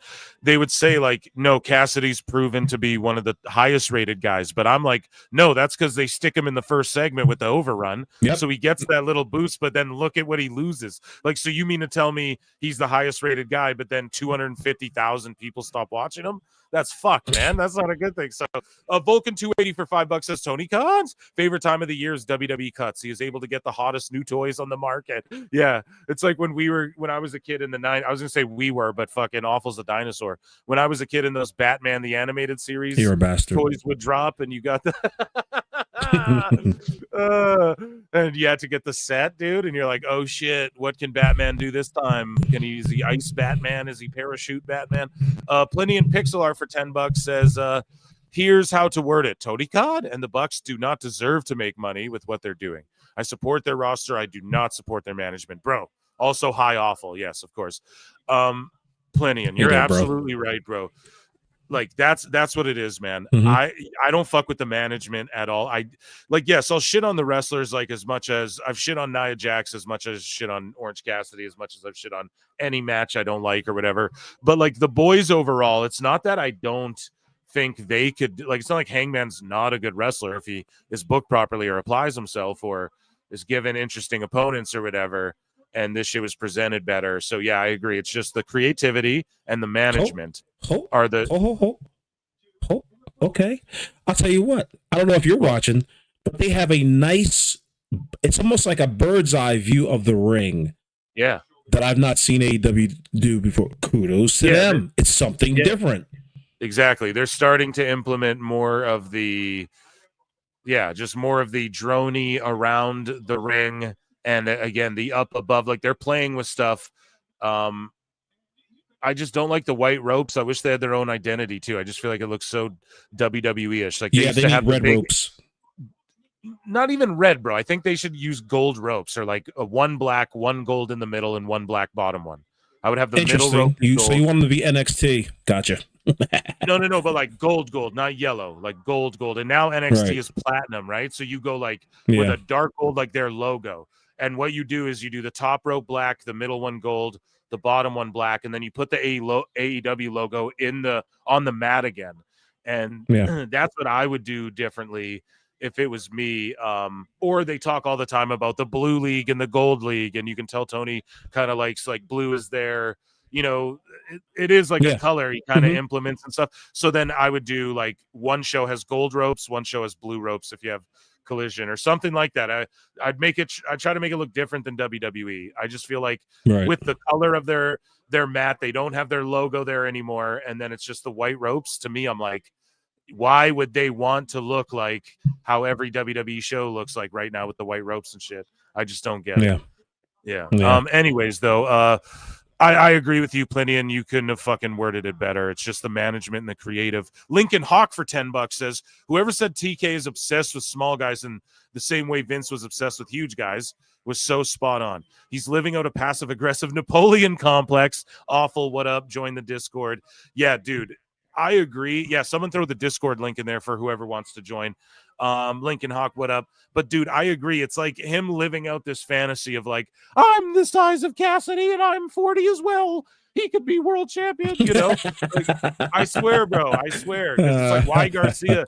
You know, if they had a junior heavyweight division, this shit would work. But ultimately, you know, I can't get behind Garcia like going to the limit with fucking Benjamin or whoever. We've harped on this. Everyone says the same old fucking thing. It's an old take, but it's just the truth. It's just the reality. And yeah, I swear you're right about that too. It's Tony Khan living out this fantasy of like, I'm a skinny guy, you know, and like I could beat these guys. I've always dreamed of this type thing. I truly believe that too. Awful. What about you? Do you think it's something like that, or do you think he's just having fun playing with toys? No. I think he hit the nail right on the head. I mean, he has a favoritism for smaller guys because they favor him.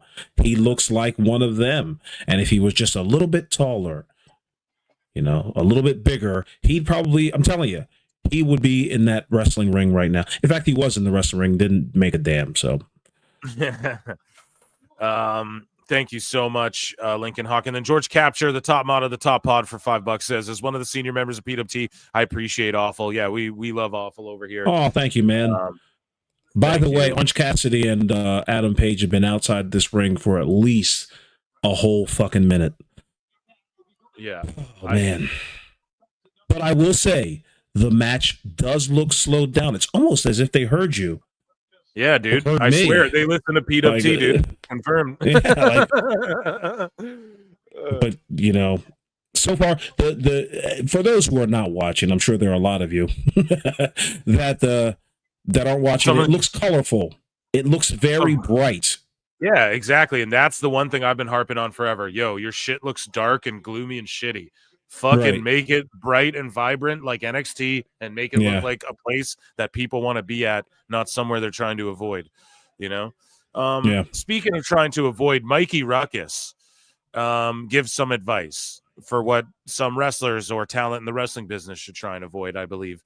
So Mikey Ruckus says some advice. This guy makes the beats for all the AEW theme songs, by the way. He says, he did pretty good with the Ricochet theme song. That's for damn sure.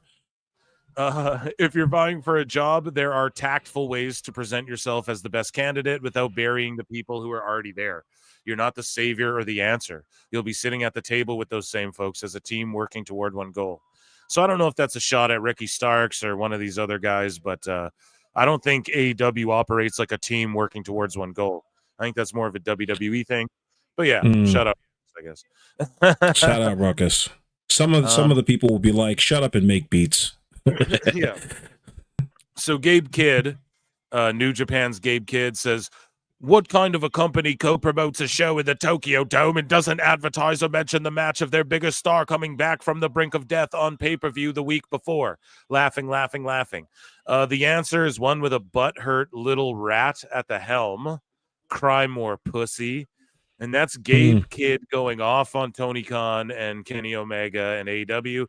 Now, he is working the shoot work angle. We've been chronicling it here at PWT. However, this is rank like, you know, Tony don't like this shit, you know? And Gabe Kidd also recently called out Randy Orton when people were saying like Fletcher and Ospreay are better than Orton. When that debate was going on in the IWC, Gabe Kidd just tagged Orton and was like, come fucking get it in New Japan, pussy, or whatever. You know, he's like, bring your ass here and I'll fucking. So, I don't know, man. Shout out Gabe Kidd, and I like what he's doing. And if you do follow his shit, his matches, he is a solid pro wrestler that I think WWE will love to have one day.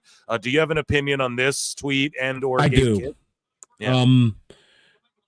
And see, this is my conspiracy theory, but you know how this goes. Cue the music. Yeah, you do know how this goes here, PWT, bro. Truth is out there, dude.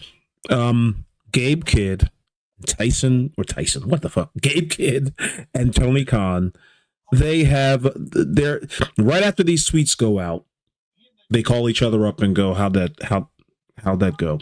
You know, what do you think of this one?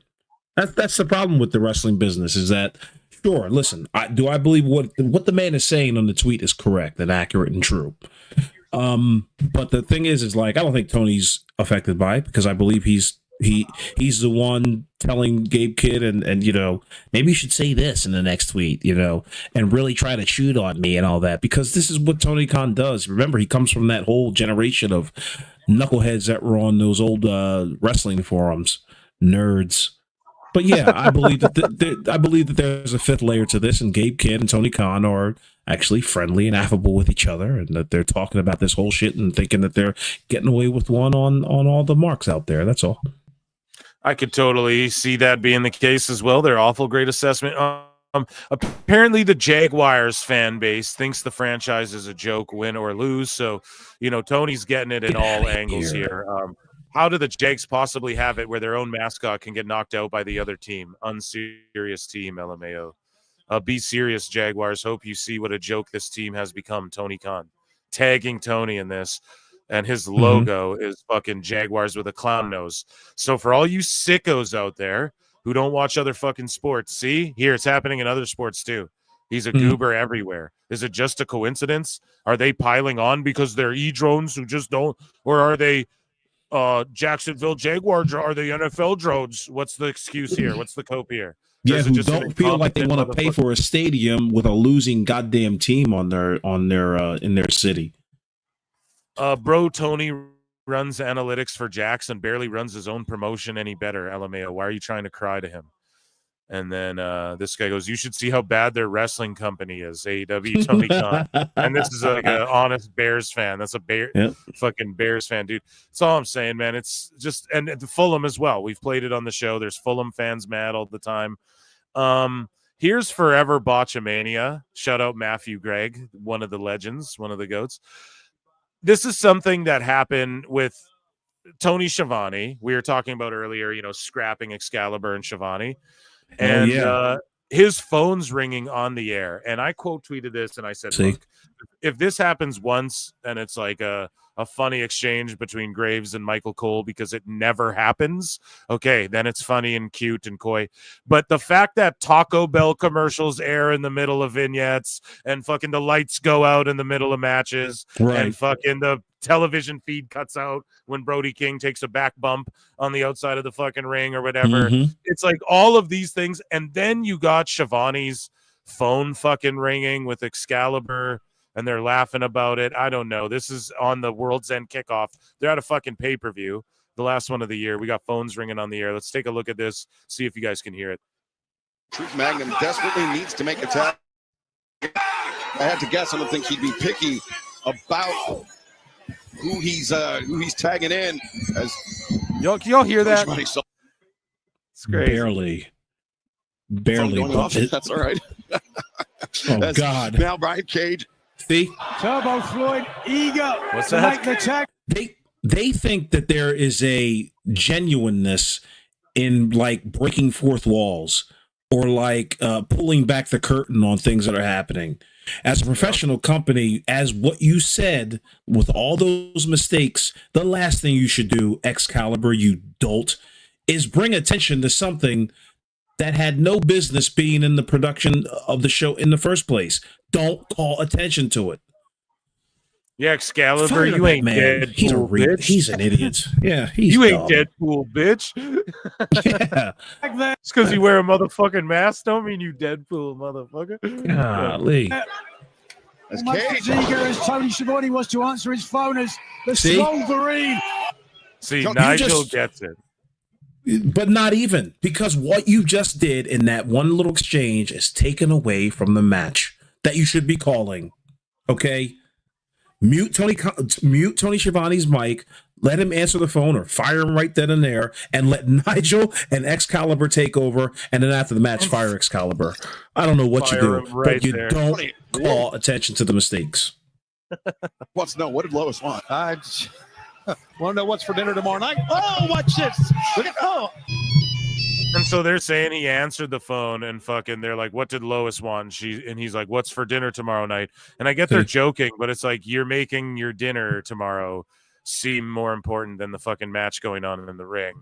That couldn't happen 20 years ago, Phil. You know goddamn good and well, if one of those wrestlers had gone back and seen their match and they heard that shit on commentary, they'd be like, what the fuck? Yeah, dude. I just did a 450 splash off the top rope. You're talking about what's for dinner? Fuck you. Yeah, dude. Some STG 212 for $5 says, I prefer listening to the talking here than watching AEW right now. Yeah, well, Hangman Page just scored the win over Cassidy, and I don't know. It was what it was. Cassidy's finish there is like a modified backdrop. You know, he just lazily puts them down, and I don't know. Hangman seemingly going full-blown. If you thought he was a tweener, he's like full-blown healing on Cassidy here, beating the shit out of him after the match. So I guess they're finally taking some of my advice here and fucking really defining if someone's a heel. You can't have 42 tweeners. You know, it just doesn't work. Right. Thank you so much for the super chat. We're seeing multiple reverse tombstones on Cassidy. People are hitting the ring for once. Daniels could barely get in the ring. So yeah, but is Orange Cassidy the guy to be doing this too? You know what I mean? Okay, so Hangman laid out Daniels, Christopher Daniels, and is just pounding him. And I don't know. Let's unhinged Hangman. Let's see what comes of this. For $5, Justin Booth says 80% of AEW's roster is mostly made up of cruiserweights. Not to mention there's no in-ring psychology or logical storytelling. Right. You could work around that though. You could define like a junior head. In Japan, it's the same problem they face. There's not a lot of huge dudes, right? So that's why an Okada stands out and he's so incredible over there. So there is a way to do it. You just define the fucking weight classes, and then that's how. And then you just say, well, this guy decided to move up from junior heavyweight, and now Garcia's going to have a run at heavyweight. And then that's the way I think they should do it, especially with the New Japan style of Tony's like booking and the New Japan style of matches they like, etc. So I get it. A lot of people say that like you couldn't do a cruiserweight because they're all cruiserweights. Yeah, but you could still work around it. You know, there's ways to play with that. It's kayfabe. Yeah, right? there's 1,000 different ways of doing this correctly. Yeah. And only a few ways of doing it wrong, and it's crazy how that works out. Miss October 30 says Nightmare Orange wins the world title this year. Yeah, I think it happens this year, or Darby, or we're seeing Darby get it finally. I think we're going to see Darby beat Lashley and Cassidy become world champion this year. I think those two things happen. Thank you for the $2 super chat. Jay White cooking here in a promo. And I think there's a casino gauntlet match tonight, or is that next week? I don't know, but I'm not really sure. But Phil, look, check it out. Lord, his name should be right underneath him at all times as he's cutting this promo. And no stupid record that doesn't matter. No, just put the face up there, put the name up there. That's it. That's all you got to do. Don't put his record up there. Maybe tell him, let the audience know where he's from. You know, that's it. So, you know, recently there was a press conference for AEW World's End here. And Max Caster's coming to the ring right now. He's refusing to rap. Oh, my God in heaven. Did they just listen to us? The Chiron came right up just as I was talking about it. Yeah, dude, I think the mole is finally getting through to these people. But anyway, shout out AEW Mole. Yeah, shout him out, man. So the press conference for AEW World's End goes down, right? Tony Khan, we're going to go over the question and all of that. I don't think I've reacted to it yet, but basically the funniest moment from it, I just want to bring this picture to the table. Like, these faces all happened within the span of like 2 seconds. And I'm not joking. Look at this cartoonish, like, this is how I could tell that question that was asked was fake. Okay, because like that someone queued that up or gave the AEW gave that to him, because Tony's like, oh, this is his version of selling for a genuine question. Oh yeah, this is for sure my first time hearing this for the first time. Tony Khan, you know? Like, I never thought of it that way, but yeah, it does look like it's just like, yeah, good one. All right, you said all right. We had trouble with that word earlier. You got through it. All right. Okay. Yeah. All right. Your question's been asked. Great. Let's answer. This is the most interesting question I've ever heard in my life that I've never never heard that I didn't write for you with a Sharpie earlier. But yeah, dude, fucking hilarious. This picture here is iconic. The many faces of Tony McCann. Let's get into the press conference stuff. So here's the question. Ango tweeted this out. Shout out Ango PW.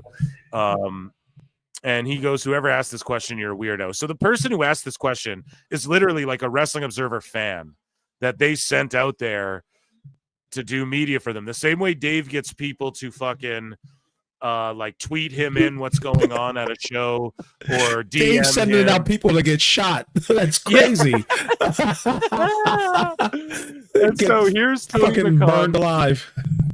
Look at his faces. Listen to this fucking goober ask this dumb question, man. It is just outstanding. There has been what I would consider a lot of chatter on. And listen to how he's like he's like nervous to ask it because he knows it's fake as fuck. He knows this is a fake bullshit ass question that someone put him up to. Dave put him up to this shit. The setup is so long too. It is, bro. It's a 1 minute glaze fest, and it's like it's obviously bad faith. Listen to this guy. There has been what I would consider a lot of chatter online, negativity in regards to the product. And obviously, you're just coming off a brand new television deal. You're going to be on Max. You're going to be doing all this stuff. Oh, really? I'm going to be on Max? My assistant definitely didn't run this question by me before, so I'm pretending to be shocked at something that I shouldn't be shocked about because it's a thing that I like. What the fuck, man? This is like kooky fucking nutty land. We're in like what Bischoff says, the masturbatory circle of fucking. In no media does this pass. In Hollywood, this doesn't pass. In sports, you can't do this. This is like a kooky fucking incestuous bubble of fucking. This is the weirdest shit. It only happens in professional wrestling and in politics. Dude, exactly. This reminds me of like what AI, if you were like AI, make me a press conference of an NBA game or some shit. This is what it would come up with. You know, it doesn't even seem human. This is like if aliens hosted a fucking World's End press conference. Right. And obviously, you're just coming off a brand new television deal. You're going to be on Max. You're going to be doing all this stuff. Do you guys have at least a strategy for next year to try to combat a lot of this negativity that festers online and is basically done for almost monetary reasons? To basically look at that fucking face, and then he's like, "I concur. Yeah, it is done for monetary. There's really lots of negativity out there. I wouldn't know. I don't contribute to it. I don't rally my fucking, my troops to contribute to it at all. Like Jesus Christ, man, this is fucking crazy." In the face he's making, I concur. It is for monetary reasons. Like, and they're sitting here telling, like, Tony already believes this shit that people just troll for monetary and they're blah blah blah. So this guy is just coming and reaffirming some shit Tony already believes to what? All these sickos who already believe this shit. Like, that's not journalism, just trying to reaffirm what everyone in the room thinks. Oh yeah. Like fucking, it's just bad faith and it's only to get paid, right? How do you feel about that? Because you're so awesome. Sorry, I know I'm pausing this a lot, but it's like, God damn it. What the fuck, man? There's still 40 seconds left. I know. And it's like, I'm not saying you got to go in there and ask Tony if his uncle touched him when he was a kid, right? But you got to go in there and fucking ask some shit. Like, ask something.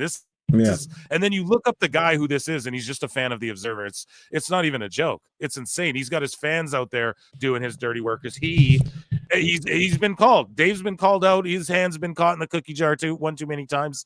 So anyways, let's listen to the last 40 seconds of this. Festers online and is basically done for almost monetary reasons to basically bring down what you guys are doing when you guys are. And I'm sorry, that's why JD pisses me off a bit when he goes, and risk lose all the money I'm making. That's what he said. That. And this guy's sitting here. It's almost like a psyop where it's like JD is like fucking like he's on their team. And I'm not saying that. Obviously, I'm being Black Helicopters, Infowars.com. Like, obviously, I'm joking, but it's like double agent.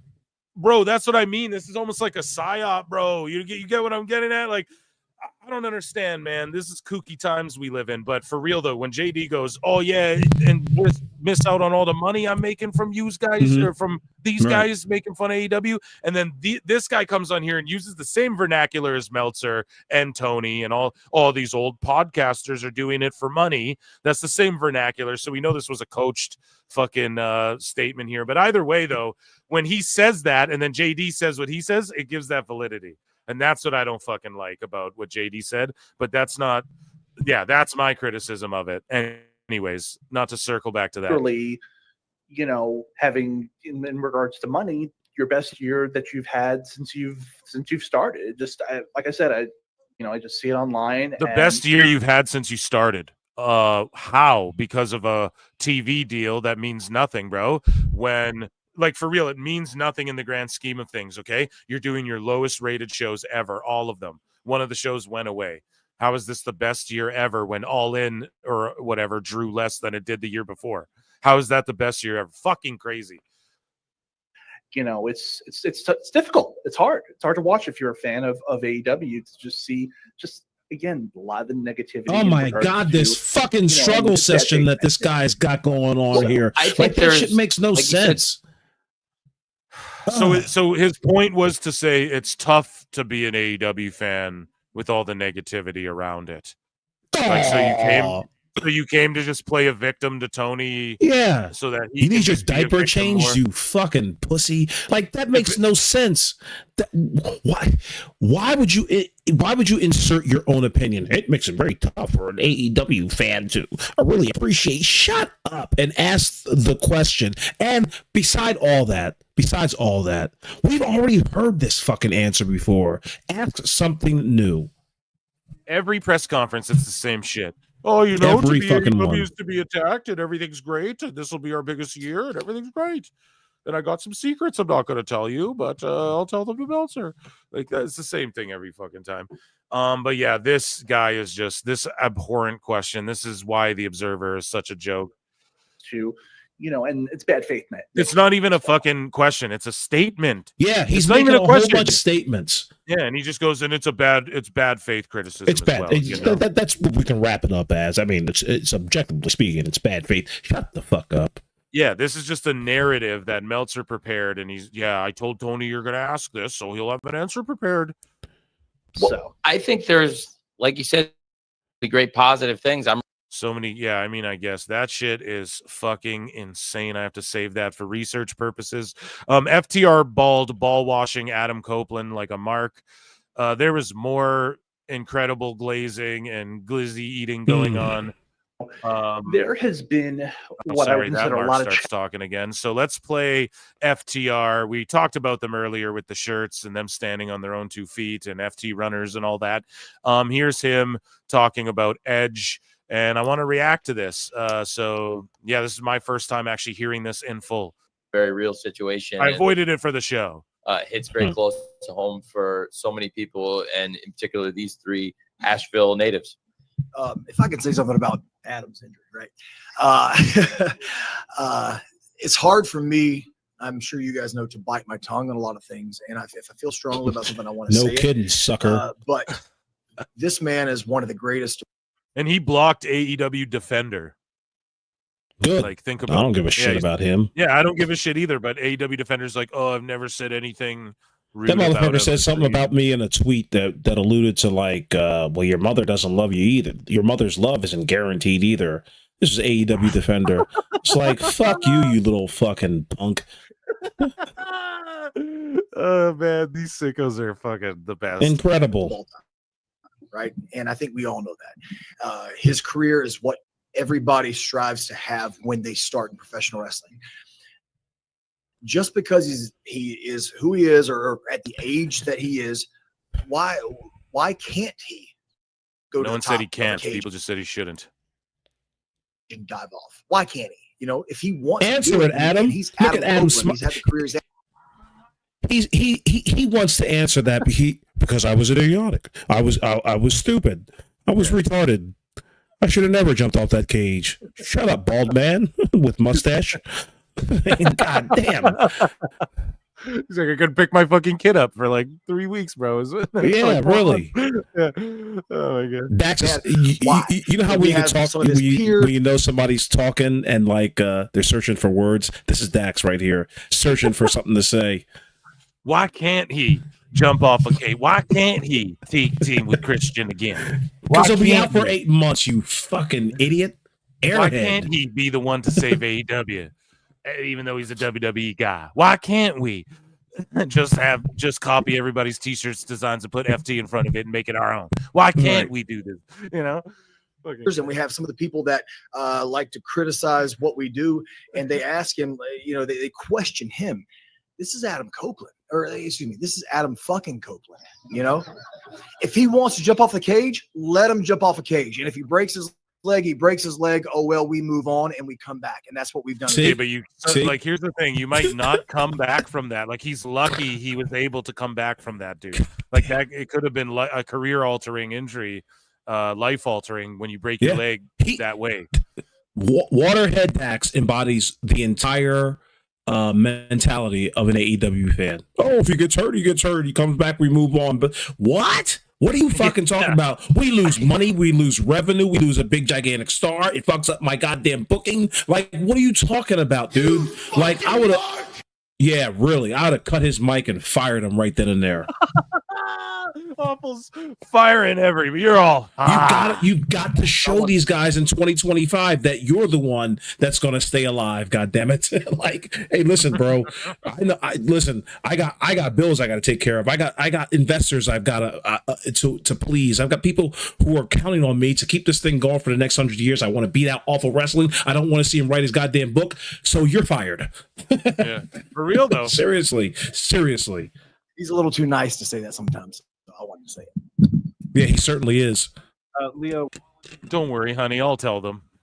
And then look at Edge's face here. Look at Edge's face here. The motherfucker. Oh man, it's so good. And then this guy responds. He's like, "Yeah, what do you say? Dax, you're right. Who am I to say that it's a stupid idea for Edge to jump off the cage and break his leg or worse, his neck? We just move on, right? A few round of applause is woo, yay, and this is awesome. Then we move on, not giving a shit." Pretty much what you said there. Here's JD again saying, with Tony Khan sitting there, Dax says, who's going to stop him? Explaining and justifying Adam Copeland jumping off a steel cage. What's wrong with AEW? This clip gives you all the answers you need. And exactly, like, why can't he do this? And Tony's sitting there like, he's right. And Tony should be like, well, because this is he's saying it. Yep. And it's what you said, Awful. Like, dude, because I invested millions of dollars in this guy for fucking 2 years and an option, and like I am not going to get my money's worth out of it. What the fuck? His whole career could have been done. What the fuck? He's already on limited dates. That's what the mentality should be. But instead, Tony's like, you're right. How dreamy. Edge is right. Hey, guys, do you see? That's Edge right over there. Yeah. Right. I own him now. I collected that card. STG 212 for 279 Canadian says, like Dave, JD is on the payroll. JD's on the payroll. Oh, Mother Goose, I fucked up. Andre Adams for $5 says, Max Caster getting murked by the Hurt Syndicate is my new favorite thing. Yeah, dude, that was cool. I don't know. It was a good little TV match, though, between the Hurt Syndicate and the Acclaim there, or I believe it was a one-on-one thing, and Bowens was doing his thing. But it seems like the Acclaim's going to break up here, and I don't know. I'm interested in it. And here's Julia Hart versus Jamie Hayter, and damn, they have really pushed Hayter down the fucking ranks here. And if Julia beats her, that's not to say Julia shouldn't be pushed, but fucking Hayter's apparently. What the rumors are is that Hayter is not very happy with how she's been booked, and she brought something up. Yeah, she brought something up, I guess, backstage. Now, this is all probably could be bullshit, could be true, who knows? But apparently she brought something up, like not in a bad way, like fuck, not a Camille way, where she went public, like, oh, I don't know, You know, they're not giving me a chance or whatever. She just went backstage like, I'm not fond of how you're booking me, and then it got her a bit of heat, and we've seen her losing and shit. I don't know. So we'll see. If Julia beats her, I think that just lends to that a little more. Right. But yeah, all Jake is You know saying, what Hater's done in that company. Oh yeah, it's unfortunate. There needs to be some sort of deep dive into the mentality of a billionaire like Tony Khan. I think a lot of people don't understand that he probably looks at it's proven that he looks at his talent as less than human. When you've got so much money, somebody said something like $1 million worth $1 million converted to seconds would be like 31 days or 31 days or some shit like that. But $1 billion converted into seconds is like 21 years. That's how much money. That's how far removed from any sort of problems that Tony Khan may have health wise. You know, he can pay for a lot of things with the money that he has. When he's doing this with talent, when he sees an Adam Copeland, he sees Adam Copeland as Edge, and he's paying him as Edge. But he also sees Adam Copeland as somebody who's making a lot less money, and he believes that Edge needs Tony Khan. And that's terrible. Yeah, it's a terrible route to be. That's the problem with being a billionaire. Like, you lose touch with a certain reality. It's true, dude. Or even like 100 millionaire and shit. Yeah. You know, like when you get to that level where you don't have to worry about anything, dude. Yeah, you nothing relate at all. You can't relate to like the average person. I would say like 5 years deep into having $100 million, like or $1 billion. You know, you lose that. I mean, just naturally, just not like you said, not having to worry about shit or stress about like a bill or something, bro. That's like 99% of people don't have that luxury. Just that little simple thing. So yeah, you're right. And to him, it's like human crash test dummies. It's human 2K24 mode. Yeah, I'll dive off the fucking cell with Edge on 2K24 too. I'll go through the announce table and I'll fucking light on fire first too. But that's a video game. You know? And that's the difference between Tony Khan and almost every promoter that has ever been. All the promoters went through the rigmarole. They were probably grown up in the business. They were probably in the business. They were wrestlers themselves. So that there's a certain relatability that they have with the talent. Because Tony Khan has no relatability skills, he has no social grace. When somebody comes up to him to even lightly criticize or even talk about, hey man, maybe I might not be used correctly, he gets offended because he's lived this life of charm and prestige where he doesn't hear too many criticisms about what he's doing. So anytime this average plebeian, this fucking proletariat comes up to him and tells him like, hey man, I've been in catering for 6 weeks, like what gives? Oh well, fuck you. You should be lucky to be even breathing my air. That's how Tony Khan operates. And he can't relate on the wrestling side. He can't relate on putting your body through bumps for 10 fucking years and like getting told no by WWE and then getting a second. You know, yeah, like those sorts of things. He can't relate to that shit in any way other than he watched it. Hey, so did I. You know? Yeah, really. Like, I can't do that fucking job. I'm not equipped. The guy equipped to be the one like managing all these motherfuckers. I could admit that first and foremost. Like, yes, if I owned a wrestling company like him, yes, I'd want some of my creative ideas in there. I'd be running them off people way smarter than me when it comes to wrestling, though. You know, I can be a creative, but I'm gonna trust. Oh, and they're just botching right now, Hater and fucking Julia, just rough. But anyway, I want the action to go slow, but not that slow. But if I had the billions, like I don't blame Tony for wanting to pump billions into the wrestling business. It's a goddamn good thing. How, like, if you're a wrestling fan, however, it's like him being a creative and in charge of this AEW company is not a good thing if you're a wrestling fan, in my opinion. I think after 6 years now and being a very diehard fan for 3 and still diehard motherfucker, I watch all this shit. Okay, buy these fucking pay-per-views, bro. And it's like at the end of the day, you know, I'm allowed to be critical of it, and I fucking I've seen this behavior from Tony that we're about to go over now, the greatest hits of Tony Khan. I hope everybody's ready for it. Okay, we got Tony Khan's greatest hits to start the new year's. We enter year 6, but this is the behavior and the mismanagement and the bad creative is enough for me to go, yeah, it's or is enough for at least someone smarter than me, let's say Bischoff, to go, yeah, it's doomed if this guy doesn't fuck off. There's no hope. People get triggered by that. No, there isn't, as long as Tony's in charge. period, point blank. Or as long as not even him being in charge, he can write the paychecks and own the company and say, I'm the face of it. Come out and yell about time cop, whatever. But if the people who are delegating the talent and fucking coming up with the creative and the booking and who's going to get a push and people getting their surgeries on time and shit like that, it should be other people than who Tony thinks should be there. And Tony Khan being the fucking headmaster of those things. 150 million fucking %, especially if he's talking shit like there's no such thing as long-term booking when you're looking at WWE and the product of their long-term booking is everything they have going on right now. You guys are on Max with 1 million followers and on Twitter, and Netflix has 22 million followers on Twitter. Just that alone. Let alone how many people have Netflix compared to Max, etc. And I get it. Tony got an upwards 185 million. He's like, oh, we're the best. We're the best since WCW. If he's okay with that, great. But this shit is only going to keep trending downwards as long as he's in charge of the fucking creative and as long as he's managing the talent, but he's not managing them, and that's the fucking problem. That's why there's slaps. Yeah. That's why there's no surgeries happening. That's why there's travel being fucked up, and that's why we have this Mark showing up on NFL Draft Day with a fucking neck brace. Let's take a travel through memory lane. Awful. You made this fucking segment here as well. We have your thread here, and we're gonna go through a bunch of these moments. This is a highlight of. You just made the list. Yeah, awful made the list.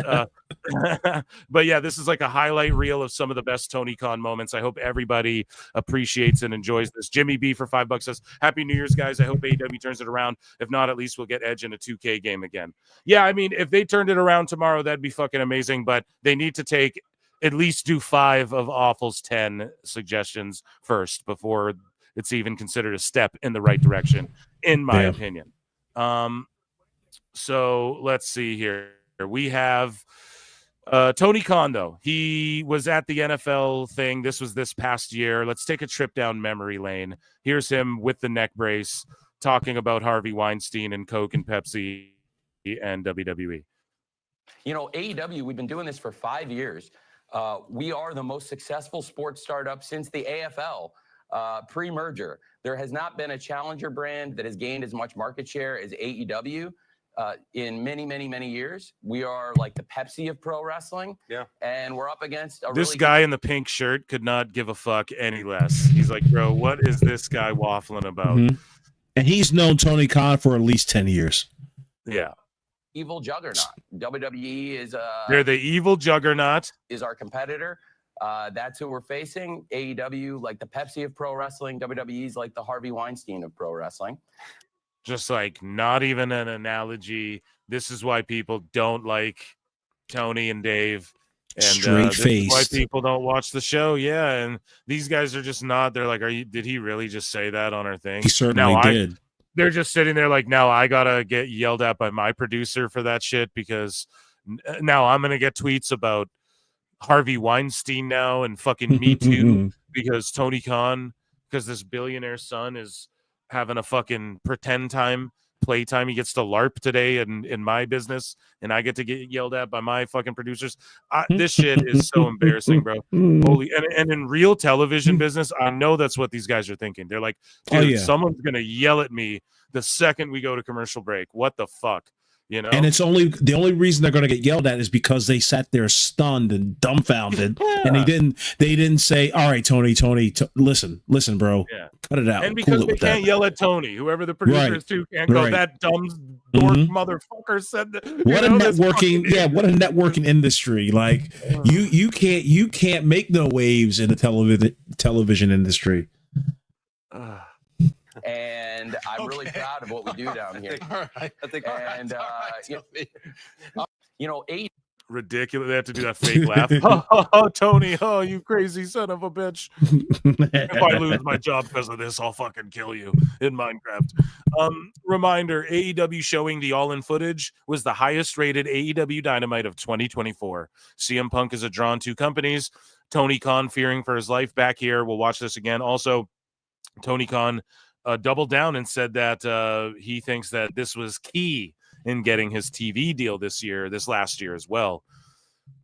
So as we take a trip down memory That just lane, goes to show you how see it from here.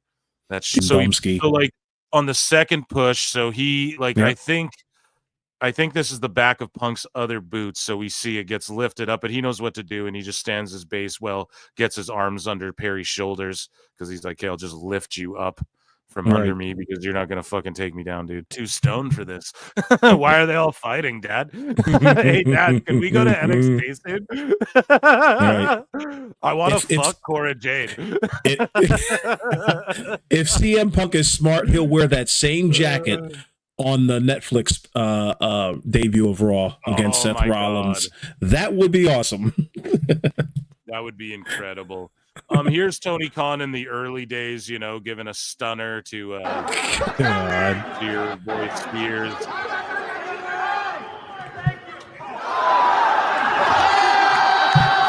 And then Aubrey just jumping around like a fucking...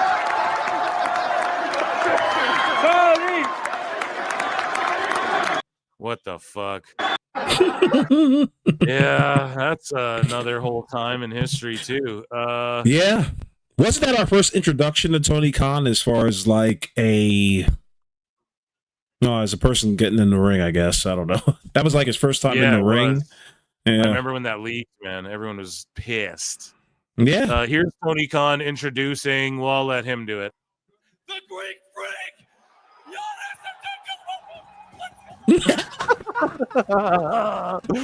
Great Freak! The Great Freak!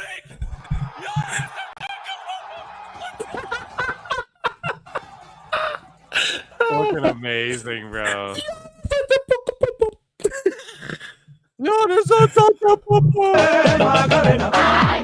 Some dancing with Garcia. Because that's what they do. Here's the many faces of Tony Khan. And then here's an awful thread here of Tony Khan moments. We're going to check these out. Here's the first one. Him with the Denise Easter eggs Salcedo. together. Shout out Denise Salcedo. Let's see this. AEW. Everybody was like, kind of putting the Easter eggs together of things that we were seeing there. Tony, what can the people expect from business? Well, I'm excited to come to Boston and have a great show. We did our second show ever there. Back then. I mean, it was so painfully obvious. Oh, man. They just have no chill. They just love stooging, bro. Dude. Yeah, I'm not to none. Fuck AEW you, Tulsa. Business is going to be a great show, and I'm really excited about it. I think everybody's reading and interpreting what they think is going to come, and I think that's awesome. You want to build the speculation for Wednesday, March 13th, AEW. The pre-sale started today, and we're off to a huge start.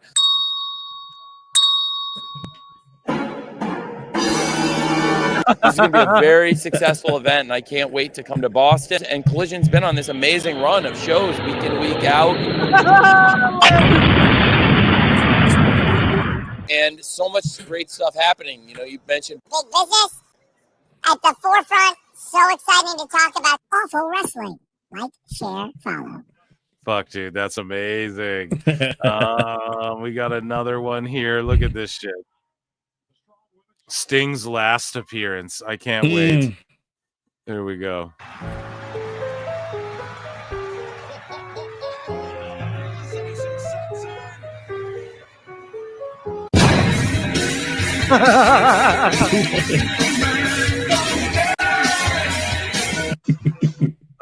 I know those two would fuck it up. Yeah, I felt so bad for Sting. He had to work. I felt with fucking terrible. The Bucks, man. And this whole shit, bro. God damn. And like Conrad Thompson was all like, "Oh, I don't think there's been a better career-ending booking than booking Sting like Goldberg and fucking." You know what I mean? I don't understand, bro. Right, What do you mean? You should have put one guy over. They put their credibility on the line every time they say some dumb shit like that. I tell you, they don't see it, but it's nonetheless true. Here's another one.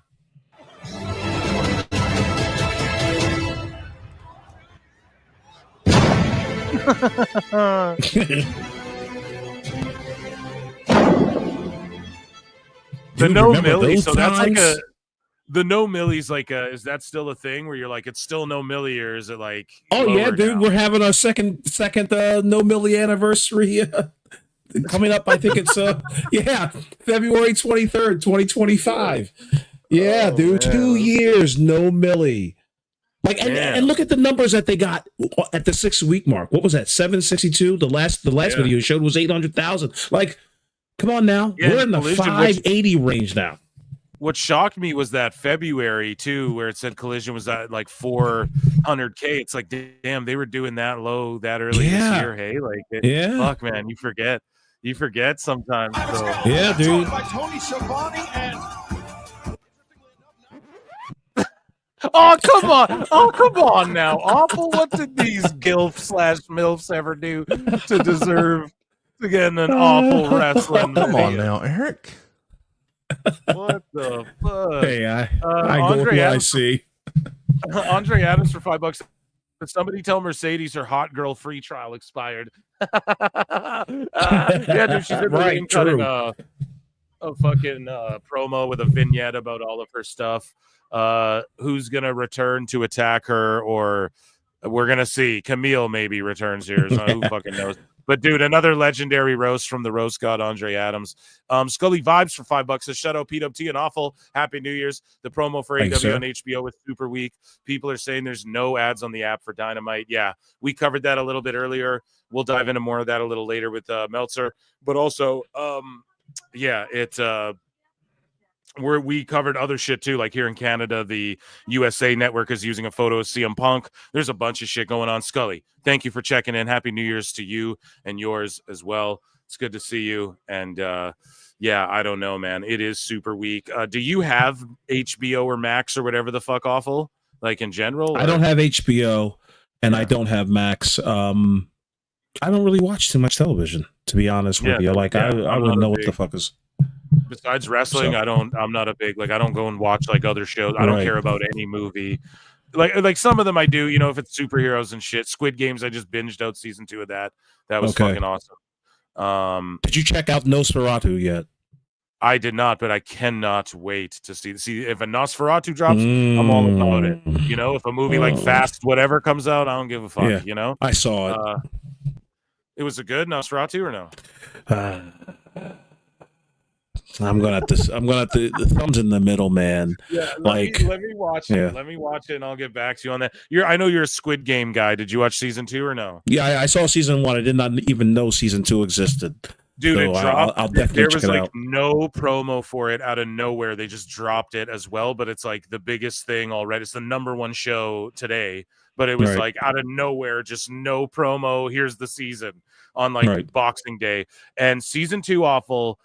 You'll get what I mean by this. It's a true sequel. It's a true sequel. It's not as good as season 1, but it's not supposed to be because it's like adding to season 1. Do you know what I mean? But it is Right. still really good. It is still Right. really good. Okay. Yeah. So I guess anyway, I'll so check it Andre out. Andre Adams for $5 says if Mercedes closes her mouth all the way, she would bite her back. Oh my. Oh man. What a visual. Thank you, Andre. Andre, that is absolutely insane. Okay, well, these gilfs and milfs aside here, I know Awful, you're a busy man. You got something to do. You got a jet, my friend, correct? Yes, I do. Excellent. But, okay, well, I want to thank the chat. I'm glad all of us are here alive in 2025 to listen to Phil and Awful Wrestling and Alt Jake and George Captor and anybody else that he may have as a frequent guest on here. Serenade you guys with some great wrestling chatter for about, I don't know, how long do you go on these fucking things? Like 10, 11 hours on this shit? yeah, sometimes it's long, bro. Sometimes it's like 5 or 6, and it's like, Yeah. goddamn. Yeah, so doing the damn thing. But Awful, man, I want to thank you for being here. Happy New Year to you. Hope you had a Merry Christmas and all that. You can follow Awful at Awful Wrestling. You already know. Follow Toonie Talk Wrestling. Toonie Town Wrestling is the channel, I believe, Yes. right? Yes, that's it. Yes, indeed. And Toonie Talk I saw Wrestling somebody is in the show. chat say, I saw somebody said, does Awful have a YouTube channel? I do have a YouTube account, and I definitely will be doing a YouTube channel this year, probably in the next couple of weeks. I'll reveal the name of the show right now. It's going to be called The Awful Autopsy. Nice. And that's all I'm going to say. The Awful Autopsy. So, well, I yes. can't wait. Yeah. Thank you, Phil, for, first day of the new year. I'm the first guest. That's awesome. I was the guest on this show last year, and you opened your arms up to me. It was beautiful. It was embracing. You kissed me several times. It was loving. And no, but thank you guys. Don't ruin the illusion here, man. Yeah, no. But yes, I want to thank you, Phil. I want to thank the chat for supporting Pro Wrestle Times. I want to thank those who support Marv and us on Tuning Talk Wrestling. And thank you Marv's guys coming on soon too, guys, as well. So get the fuck out of here! Really? Yeah, it's been a minute. Oh, that's cool. Yeah, really. But so be sure to check gotta... that. I definitely will be checking that out as well. But thank you, Phil. Thank you. And peace to the chat. You guys have a great night. Yeah, absolutely, dude. Everyone, round of applause for Awful Motherfucking Wrestling. First guest of the year 2025.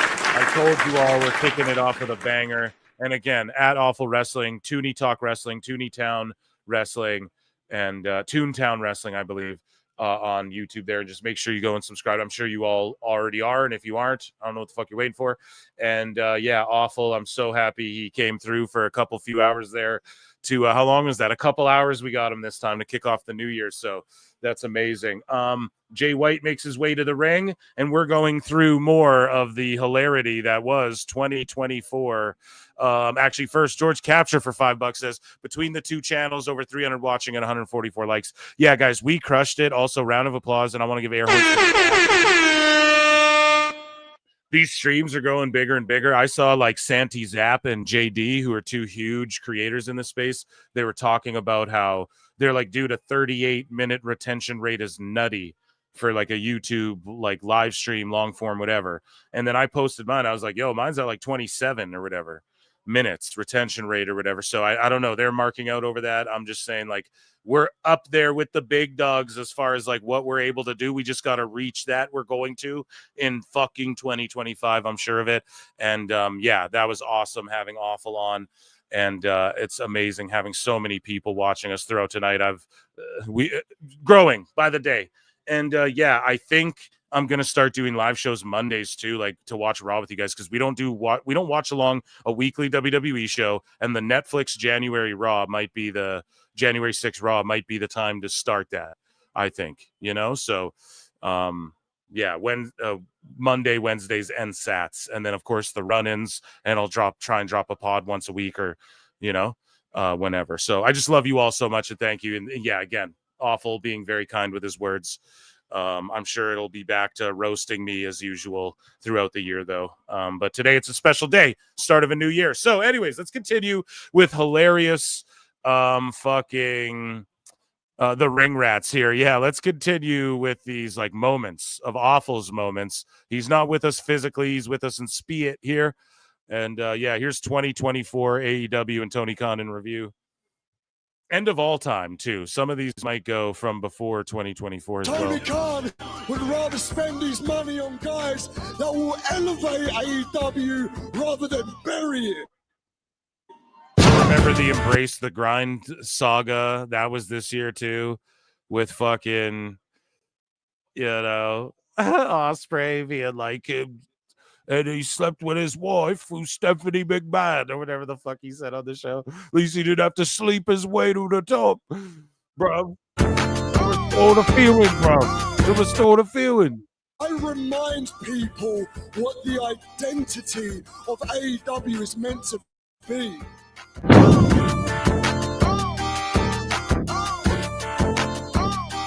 I'm not like you, Will. I don't wrestle for fun. I wrestle for a purpose and the betterment of all elite wrestling.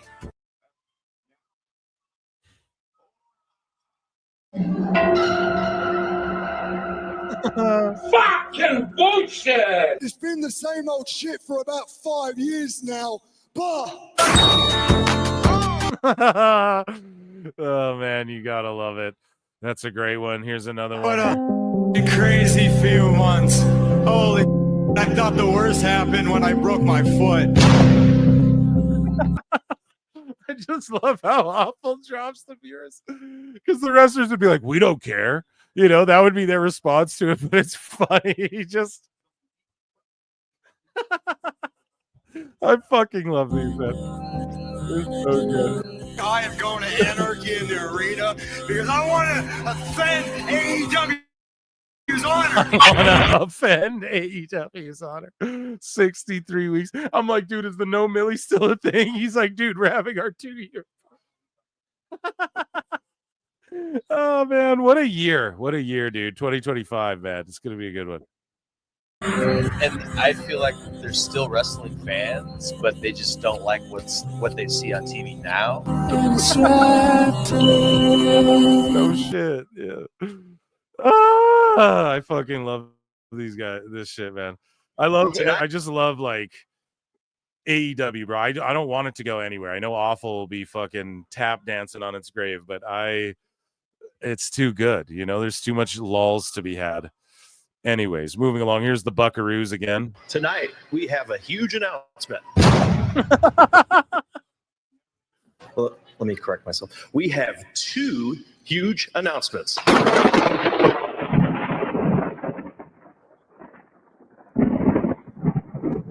I love it, man. I love the shit. Okay, here's another one here. This happened this year. So like to start the year, they were doing 703 and like 665. Like this is from December of last year, you know? So they didn't start strong at all. Like at all.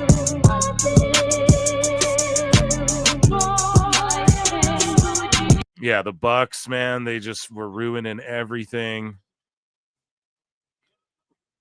A big debut. Let's see this. Tonight, a big debut. Oh, and the wig falling off, and then the ref's face. I don't know, dude. Why not advertiser? Don't fucking know.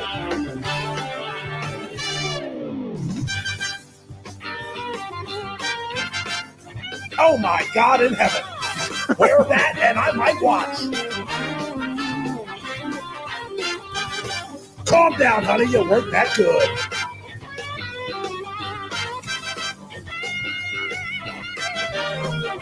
The fuck was that?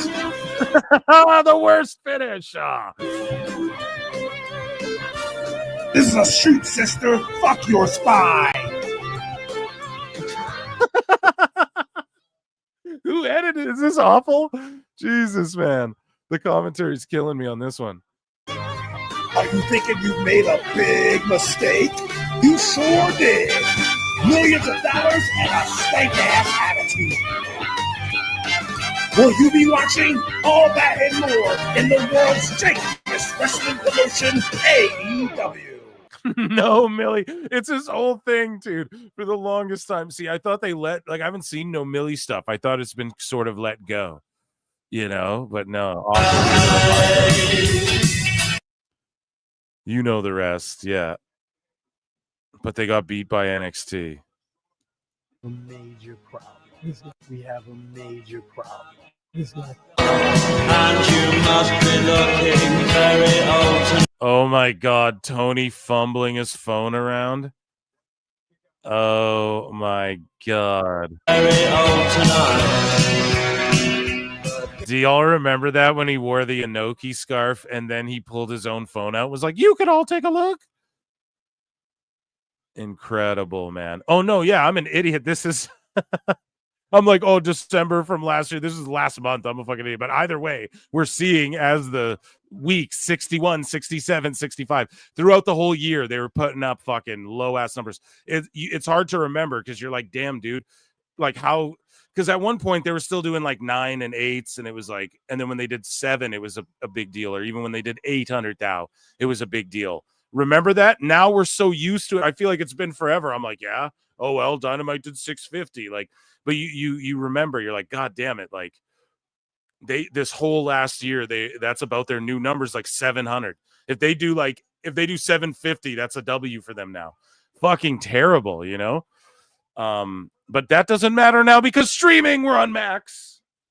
This exciting triple threat that's going on here. Sicko in the chat, grasping. Let's check it. Dude, WWE declined too. Yeah, the TV ratings did too, but like attendance and everything else, the opposite. So like merch sales, attendance, all of that shit. And then now they're on Netflix. I agree. The rating shit is dumb to even talk about, but the problem is that that's what AEW and Dave Meltzer do all the time. So I'm here to roast it, bruv. You know what I mean? Antonio, not as much as this year, bro. Sorry, here I'm just trying to catch up with what chat's talking about. We're all sickos, bro. Don't take offense to it. We're all sickos or wackos, whichever you prefer. They both suck ass. Okay, then, bro, you're on a wrestling channel, so it's like if you're like, I don't like WWE or AEW, you're in the wrong place, bro. You know, probably just dip out. Anyways, though, or just stay and chill. Hit the like button though, or the dislike. Either way, I appreciate it. So yeah, more of these clips here. Here's some Monet. How many? Awful posted like a billion of these fucking things. Hey, I don't know if we can get through all of these. Yeah, it's so many. We will do here. Let's do the very bottom one just to see. We'll do like 4 more. I'm so sorry.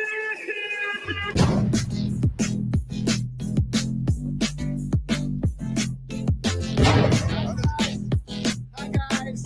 Hi. 69 weeks. So you're also going to be here right now. It's a lot like. Oh, and some of these marks actually yell Time Cop now. Time Cop's getting over. Time Cop's getting over. Oh, Tony. Oh my God, dude. Getting over. You can stop what we do. I doubt it. Bro, that is fucking fantastic. Okay, let's see here. Here's a set of 4. Here, we'll do a couple of these sets here that we got. He's dropping whole fucking a movie franchise on us here, Awful is. This company is broken. That it is. There we go.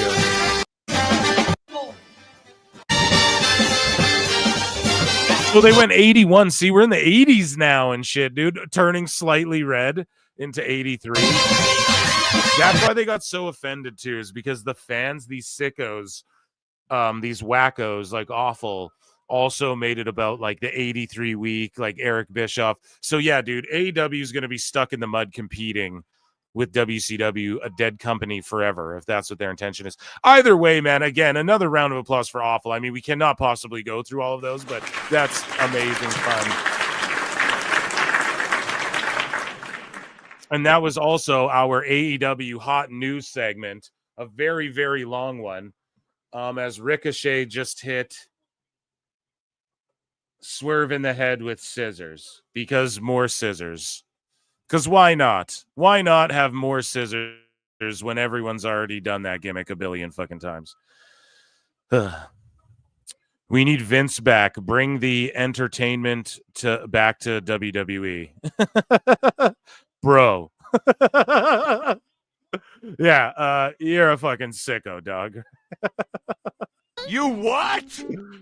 Yeah, so let's get into some WWE hot news, shall we, today, as Jay White picks up the victory.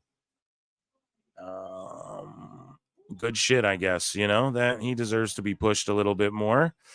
And he's finding himself in world title pictures. Okay, I'm down with it. Here, I'm also just off screen firing off a link here. And oh, Jesus Christ. Yeah, Jose the assistant's DMing me again. Go follow him. And yeah, the free, I'm gonna start charging him for the free promo. But he's like, everyone in the chat, go follow me. It's like, all right, Jose. If you're gonna holler, Travis Heck will give me a DM as well. I'm just sending the link off. Happy New Year to you if you're listening in, Travs, as well. And I will get back to you. A lot of people DM me. I have not gotten back to, and I apologize. And that is nothing personal, by the way. If anyone's listening, like, oh, come on now, Phil Lyons has just a busy motherfucker. Holidays, things will start rolling again in the new year. I'm looking for Alt Jake's thing. Here it is. Okay. 10 million fucking New Year's messages. I sent you a link, Alt Jake. If you're in there, you want to join the show, I'd love to have you. And we might have someone else. Don't get mad if they don't come in. I think someone else might pop in. Don't get mad if they don't show. Anyways, okay. Moving along here, guys. Let's play the breaking news. We have a gory stabbing with scissors and Ricochet's beating a bloodied Swerve. So let's react to this, and then we'll get into the hot WWE news. I swears it.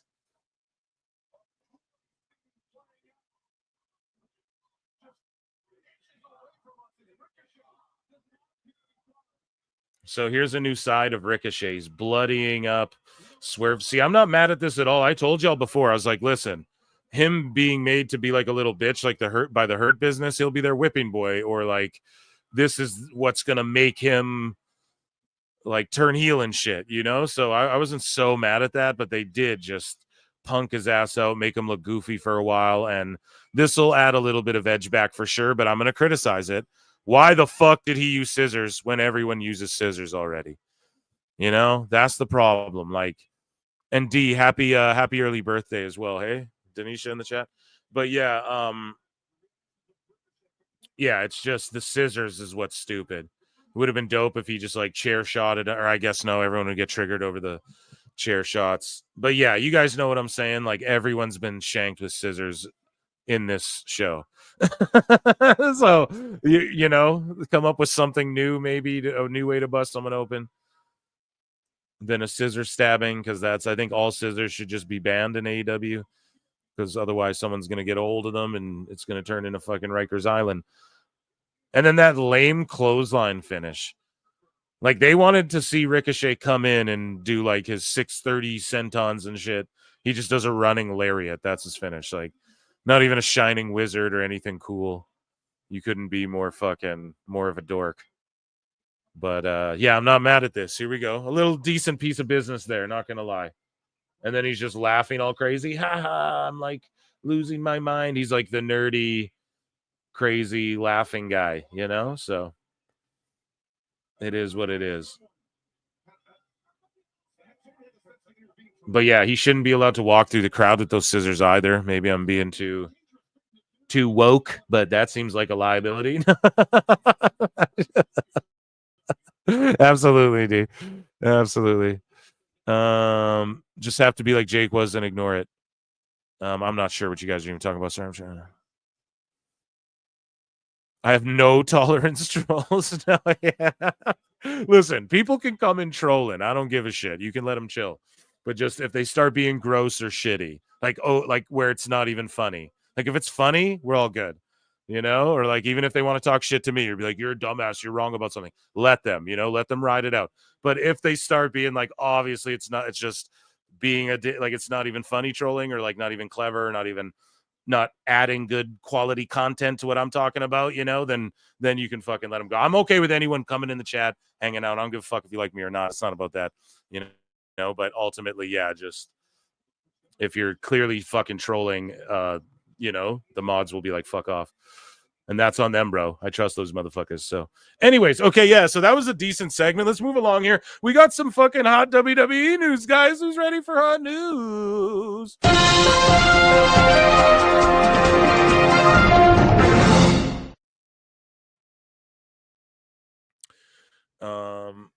Why is Undisputed helping? Because nobody fucking, Thank God I'm still out of here. Yeah, Moose is good. You already know that. Everyone's good. Yeah, defer George, the top mod. He'll let you know, okay? If you don't know, George will let you know.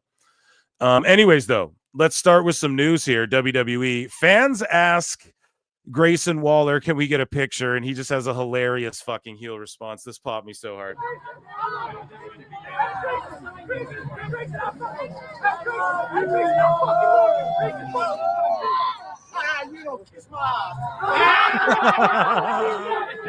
They're like, we love you, dude. We love you. He's like, yeah, kiss my ass.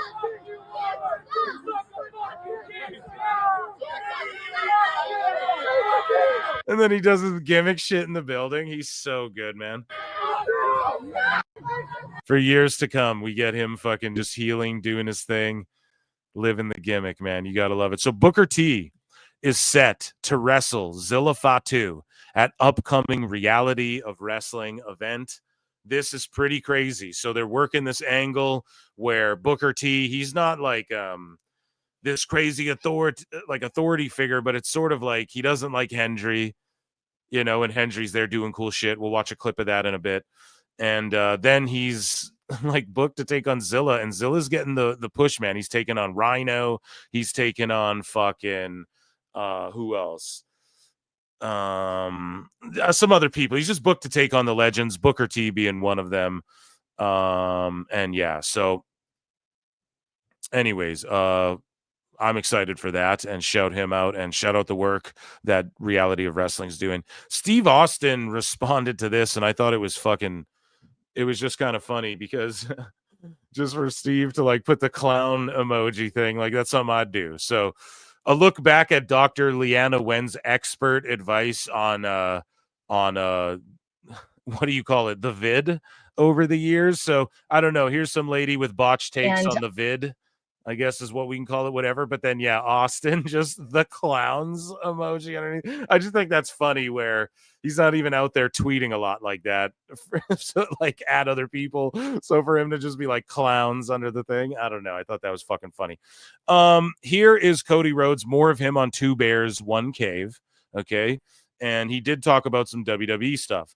One of the things he talked about was his trilogy with Brock Lesnar and just adding validity to the moment that we saw in the ring between the two of them, where we're like, holy shit, this is really real, man. And these guys, you know, like, or the adage that, you know, Brock sort of did his own thing and pulled Cody in that wasn't planned and all of that. Well, this just adds more validity to that. So let's listen to what Cody had to say. And shout out Two Bears, One Cave.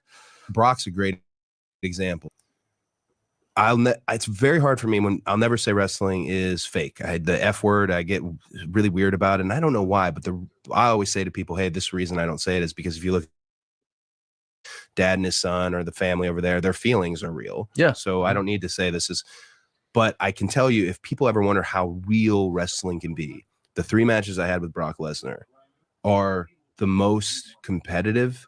And there's a thing when you work with a guy who's a big monster. He's a monster. Where they make you earn it, is what they'll say. You're not just grabbing my leg, even though that might be the spot. You're not just hitting me with the Cody cutter. It's not just happening that way. You have to actually earn it. And earn it is as close to it being in a real fight as I've ever been in my life. Yeah. I look back at the 3 matches with Brock lovingly and so proud of the body of work we put up. Yeah. Damn. But also, and we have Jeff Jarrett's about to announce something. And then Karen Jarrett's like consoling him. Satnam singing that, and Jay Lethal and them all look sad. I think he's going to say, I'm retiring, and then someone's going to jump him. And yeah. I remember scared is probably an appropriate term, but just that was the most aggressive. And I've been in fights and I wrestled folk style, freestyle, did all that. That was the most real anything had ever been for me in the ring. And it actually gave me a whole new education on getting, I guess, to the top of our game. What it really means is there is an element of you're not just taking this. Okay, there you go. So him just learning it's real to me, damn it. So, okay, CM Punk cooked with one of the greatest promos of all time. We're going to play the audio from it. I'm going to try and hide it off the screen, but fuck, man, he cooked. The first and last women's matches on WWE Raw era as we are watching Dynamite on Max and head into the January 6th Raw on Netflix. The first women's match on WWE Raw on the USA Network was Alundra Blaze versus Bull Nakano. And the last was the IC title tournament, Io Sky versus Lyra Valkyria. So shout out those legends, all legends. Speaking of legend, joining me now on the show is everyone's favorite Alt J.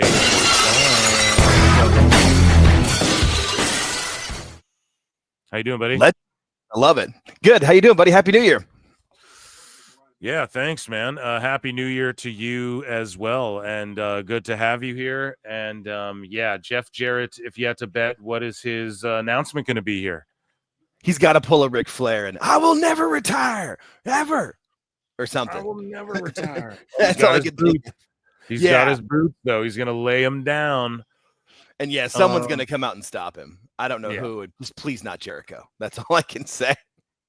So also on this past Raw, we got the vignette confirming that Penta El Zero Miedo Pentagon is in fact headed to WWE for sure. He'll be on this Netflix Raw debut. I was thinking the Rumble. Well, assuming that Penta is Rey Mysterio's tag partner that he's talking about.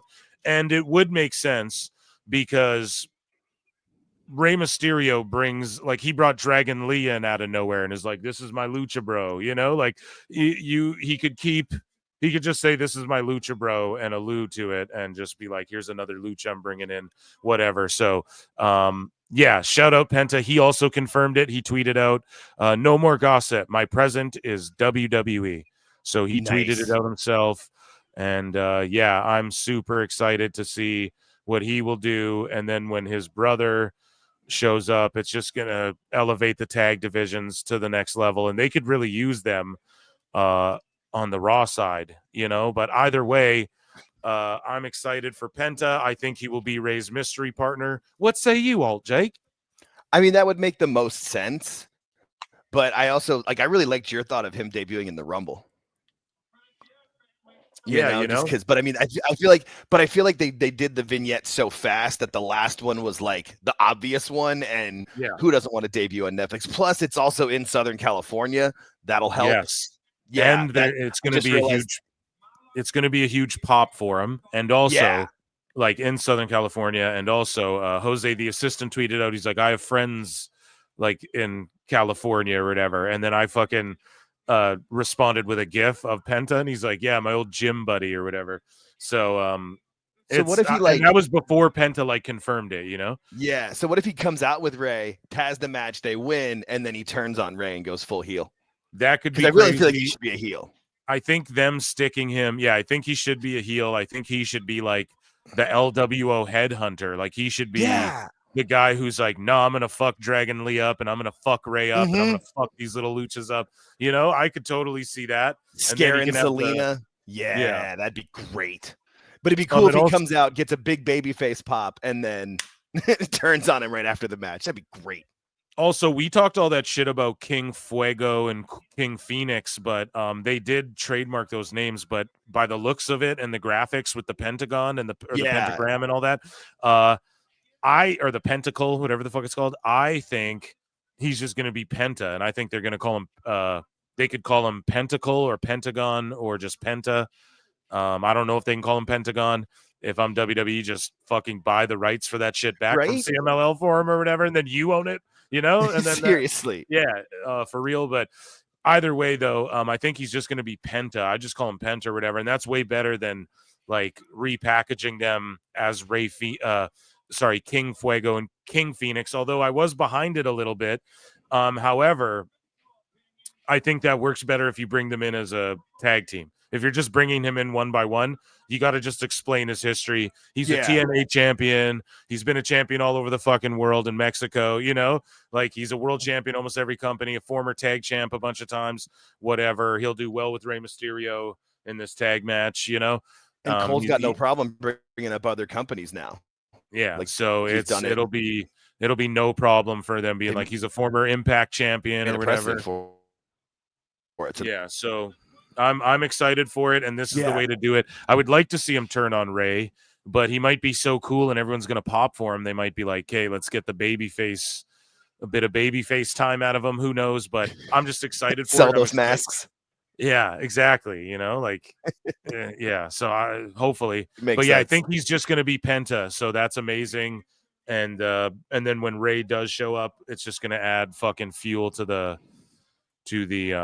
tag team division for sure. Much needed as well. Jeff Jarrett saying he's not going to retire. Speaking of not retiring, everyone's like, what's going to happen with Omos? Does he still wrestle? Is he going to leave WWE? Are they going to re-sign him? Blah, blah, blah, blah, blah, right? So Omos and sumo ace Wakama Toharu exchange glances here at Pro Wrestle Noah, and Omos actually became a fucking tag team champion in Noah at this event, dude. Now this reminds me of the old Pride Freak Show fights where like Aki Bono would come in and fight Fedor or whatever, and this is what it is. You have this huge sumo, and then you have this giant freak Omos. Like, bro, he's so much more valuable in Japan under this setting, I feel like, than anywhere else. Yeah.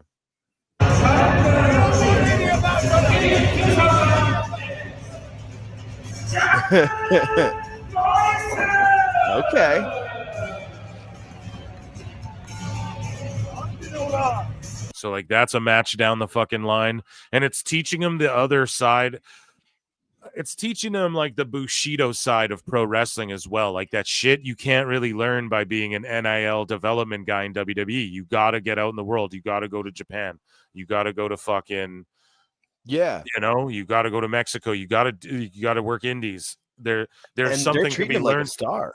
Yeah, bro, and that's how he should be treated. And out there, he is a star. Big giant black dude like that shows up in Japan, and people lose their goddamn minds, man. It's happened time and time again, and I just love it. Speaking of loving it, I told you guys about Edge, and your boy Phil and your boy Alt Jake were right again. So 2 told you so's on the very first goddamn day of 2025. Thank you, fuck you, bye, boom. I fucking am right. Jade's out here filming something. She's not really injured. All the dirt sheets talk shit. Me and Alt Jake are the only motherfuckers going, no, she's out filming something 100%. And here it is. She's a zombie or some bloody robot chick in a robot movie or whatever this is. And it's not a Super Bowl commercial like we had thought, but here you go. There's the proof. Told ya. Hate to be right again, but not really. And that's why you guys need to listen to PWT.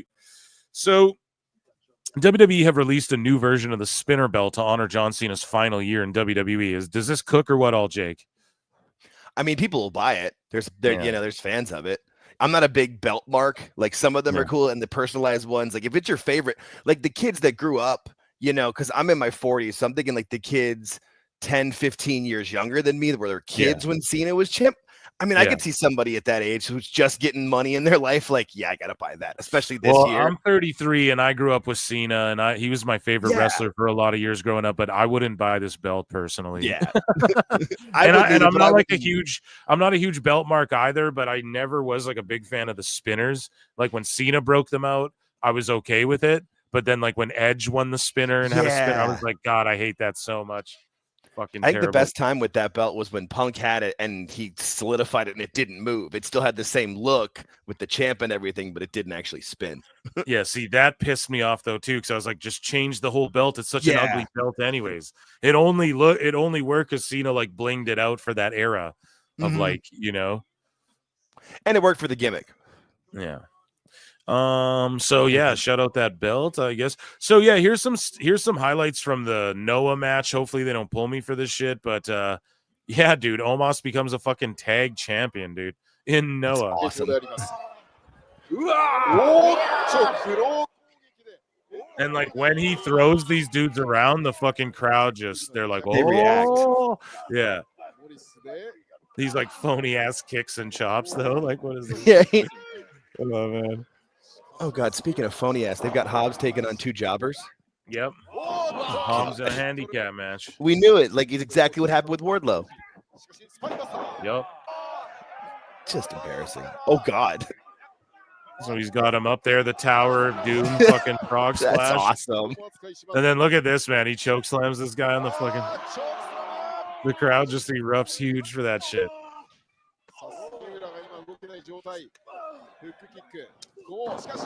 Oh damn, laying those knees in. And here's Omos. Boom, the Omos bomb. Looking right in the camera. Who's kicking out of that too? Yeah, ain't nobody kicking out of that. Becomes the tag champ. I think Shinsuke was on this card as well, defending his United States title, which he did. Awesome shit. Baron Corbin though, has confirmed that he is officially no longer under a WWE contract. He says, I'm officially no longer under my contract since I was not fired. I was told they were not extending it. So if you're making a horror movie, let me know. Ha ha ha. New year, new contract. Let's see what we can create. He was backstage at an AEW event. Awful. Talked about it. Do not bring him in. Do not bring Baron Corbin into AEW. Impact, he'd fucking cook. Yes. Him and bring him in as fucking the Nemesis Heater or something like that. Okay, or something. I don't, because they worked together in the past. Yeah. Him and TNA, Corbin and TNA would be good.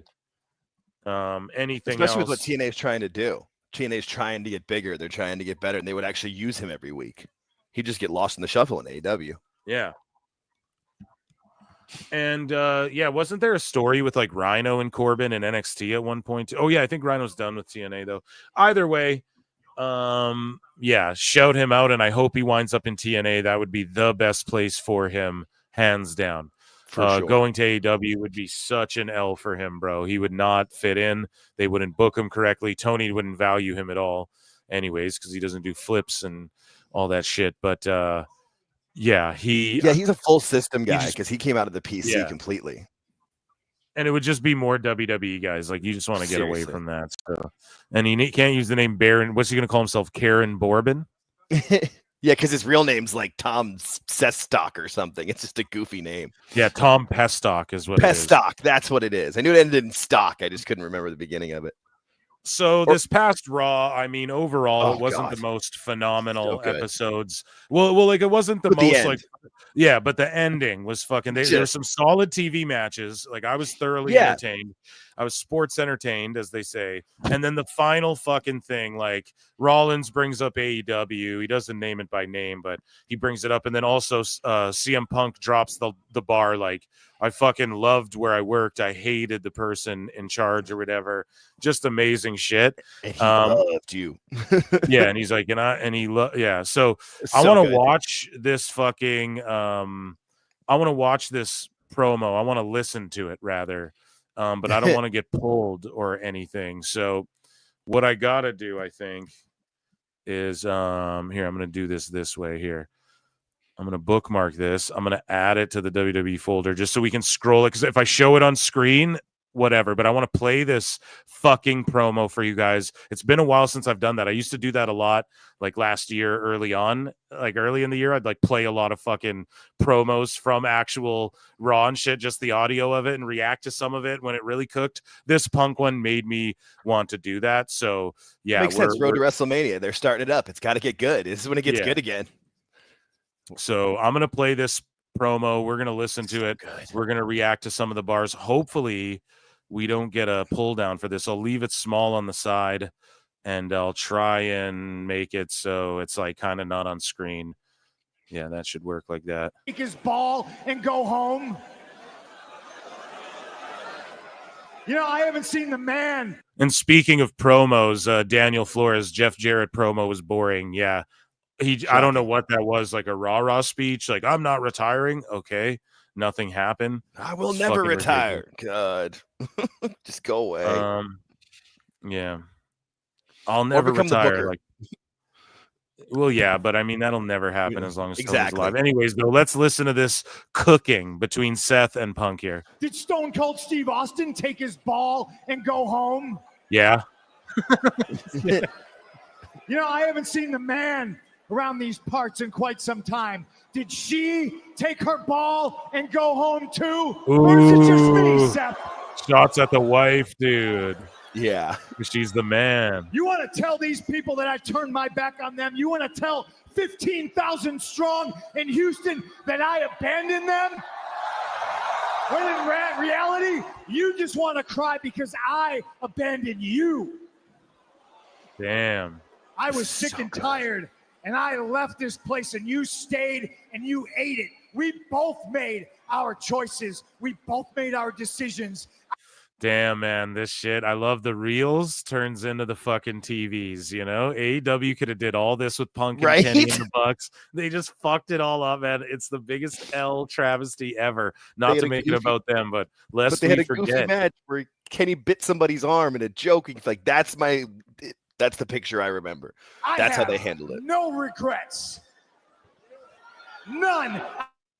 I don't want to talk about the last 10 years. Let's talk about the last 10 months. Seth, Not even the Pepsi tattoos a regret. how's your neck? The way Seth was How's your reacting knee, was great. Matt? How's that knee? How's your insides? Because I watched Big Bronson Reed hit you with 6 tsunamis. How's your pride? Because you didn't get a modicum of revenge on him, and you saw me break his ankle in War Games. Well, he broke his own ankle, but Yeah, and that's what no Seth punk was knows what reacting. he's doing. He He's knows so what he's good. Yeah. Oh, he's so good. He's just so good at this. Self-proclaimed best in the world? Yeah, because I believe in myself. Self-professed martyr? You're damn right. I came back. I didn't want to make friends. I said very publicly, I'm here to make money. And next week, oh, baby, I get to make a boatload of cash, making you the victim you so badly want to be, little brother. Little Brodom. Little Oh. Brodom. They're in the kitchen right now, dude. Oh, cut that crap, man. Cut that little brother crap. That don't work no more. You know the difference between you and everybody else that left? They actually did leave, all right? My wife, she's taking a break to raise a kid. I know you don't know what that's like. Oh, shit, bro. Roasted you for not having a kid. Stone Cold, he said it was the biggest mistake he ever made. He understands about change. All right? You left. You wanted this place to die with the echoes of those CM Punk chants. You went on your buddy's podcast, tried to tear this place down. Cold Cabana, you son of a bitch. When that didn't work, you took every... Look at the first comment under this. I tuned in to see a banger match, and all I get is 2 guys on a Jesus. mic. TK would never. Yeah, 'cause Fucking he can't. single shot you could to try to kill this place, and you still couldn't do it. And then you took a big chunk of change to go join the competition. How'd that work out for you? Damn, and the crowd actually reacts to some AEW Yeah. shit for once, but they're called the competition here. Are they really competition? See, like WWE throws AEW so many fucking bones all the time. Like before AEW was even on TV, they acknowledged AEW on Raw and shit like that. Like all of these things, man. They throw them so many bones. They just called them the competition. Tony's gonna be like, "Oh yeah, we are the competition. They even said so on their show." Like, you don't need to do them any favors, WWE, you know? But yeah, this is what I mean. Like everyone, oh, AEW fucking they never get a fair shake. Dude, WWE puts them over more than they even bury them, really. If you think about it. Like I swear to God, they do. They have. And then you took a big chunk of change to go join the competition. How'd that work out for you? Pretty good, honestly. He's like, well, I got to smack those goofs around, and I fucking got a bunch of money. I still got paid, and then I got to come here. Hey, back home in Chicago, too, in the first show. You want to call me a martyr? No, man. I never felt bad about anything that I did. I never felt ashamed. I fought and I stayed because that's how revolutions are made. All right? That's how they're made. They're made in the trenches, not by cowards who abandon their families. You stay in the trenches, you fight. That's how we win the war. And we won the war. And you want to come back in here and you want to wave the flag with us? No way. You can't big brother me anymore because I'm the damn big brother. So you will take another 10 years off after the 6, but it's not going to be a decision you make. It's going to be one I make for you. Yeah, Seth was cooking too. Just yeah, no, God this is a great back man. and forth. Yeah.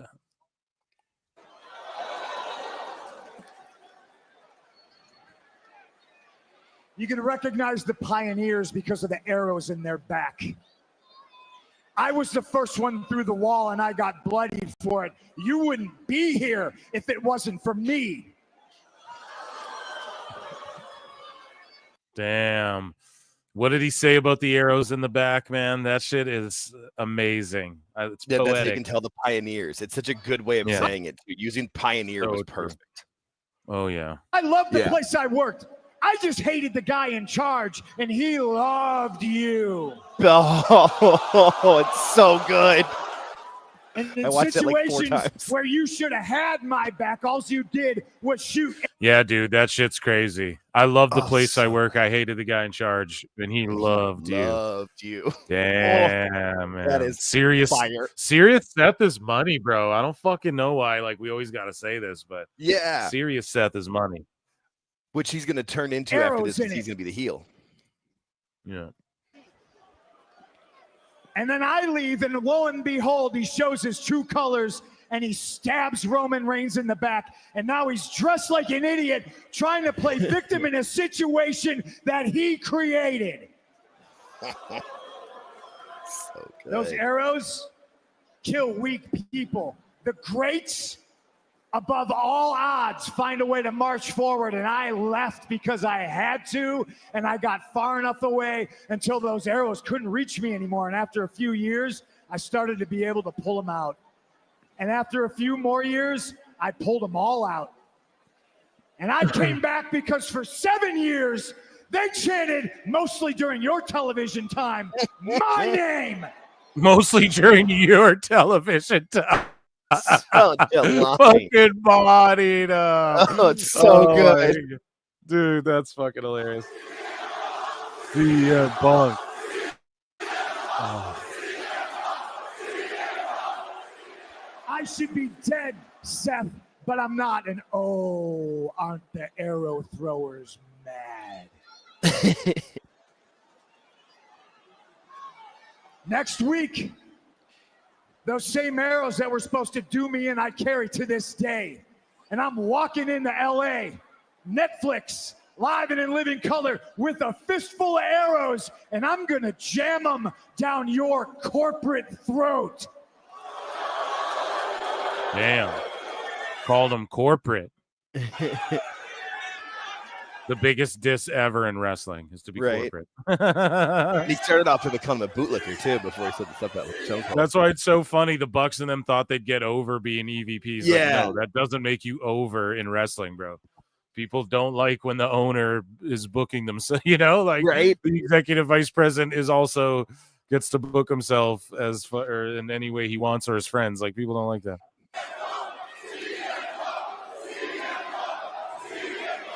Unless you're like Adam Sandler and your friends are actually cool and talented and funny, You know,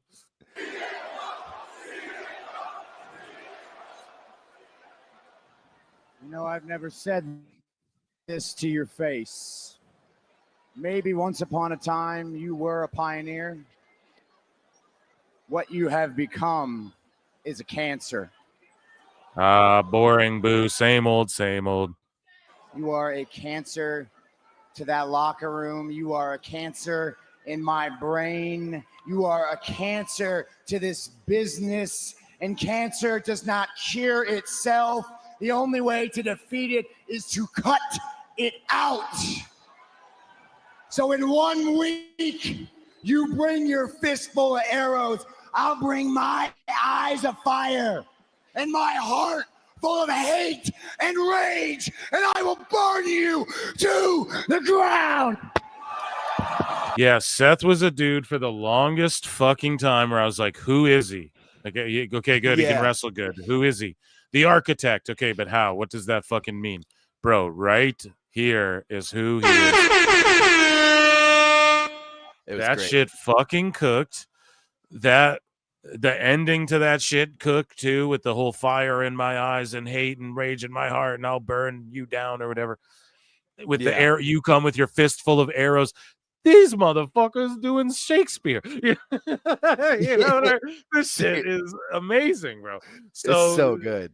And this match is gonna fucking cook, bro. January 6th couldn't get here any quicker. And they keep calling it the main event too, so it's gonna be amazing.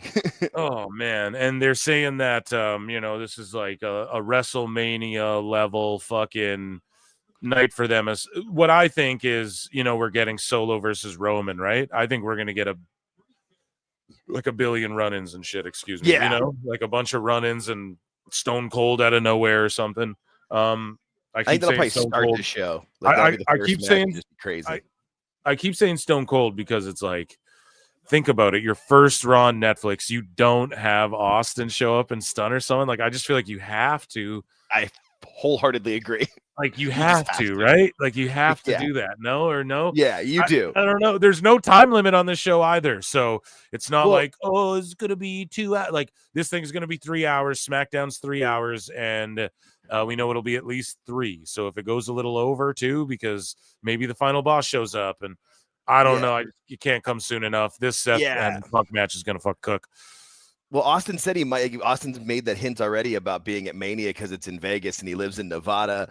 That's not that far from LA. Like, yeah, no, it all just makes sense. Start selling stories now.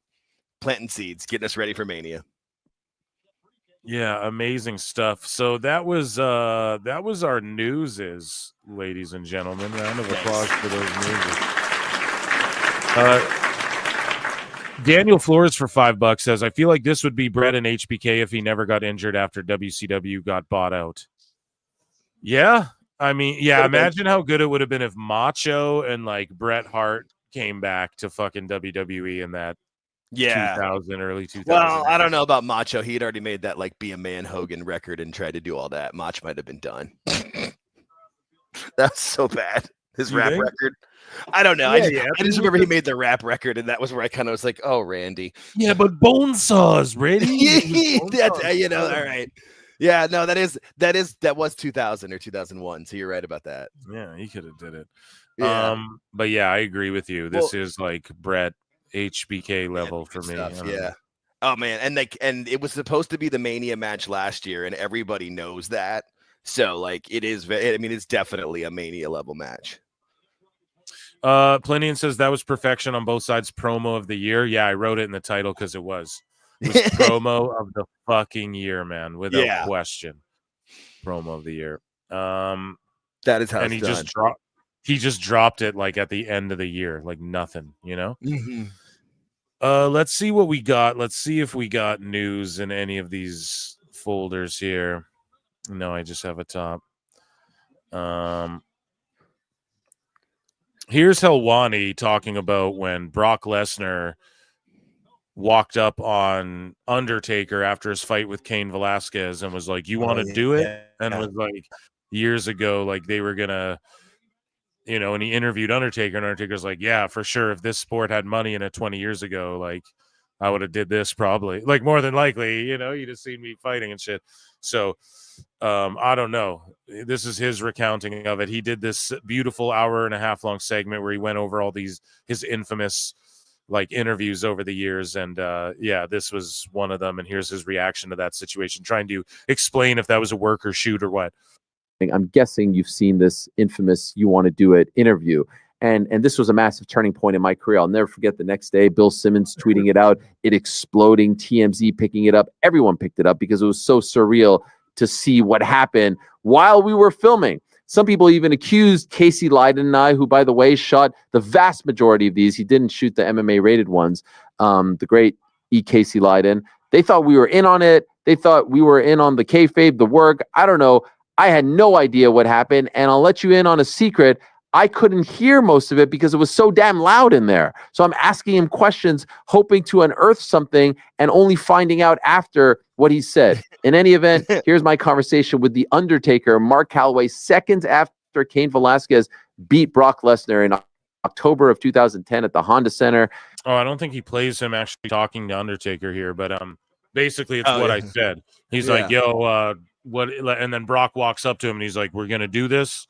Or whatever, you want to do this right now, or whatever the fuck he says. Maybe it's posted underneath. But yeah, there's the full video. It's like an hour long, whatever. An infamous thing. But basically, he explains that he comes down the tunnel, and the first person he sees standing there is Paul Heyman. And yeah, dude. And he goes up and he's like, "Yo, Paul, like, Undertaker just walked up to, or like Brock just walked up to Undertaker, and they're like, you want to do this or whatever?"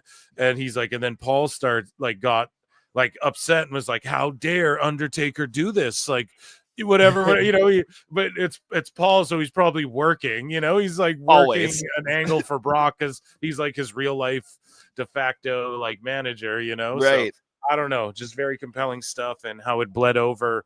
And I was thinking about it today. I saw a picture of that class of OVW with Victoria, Benjamin, Brock, Orton, Cena, and Batista. And I'm like, dude, 2 of these guys are A-list household Hollywood stars, Batista and fucking Cena. Then you have Brock, who's like a bigger name. Like he could do anything and it'll be big and draw a bunch of eyeballs, you know?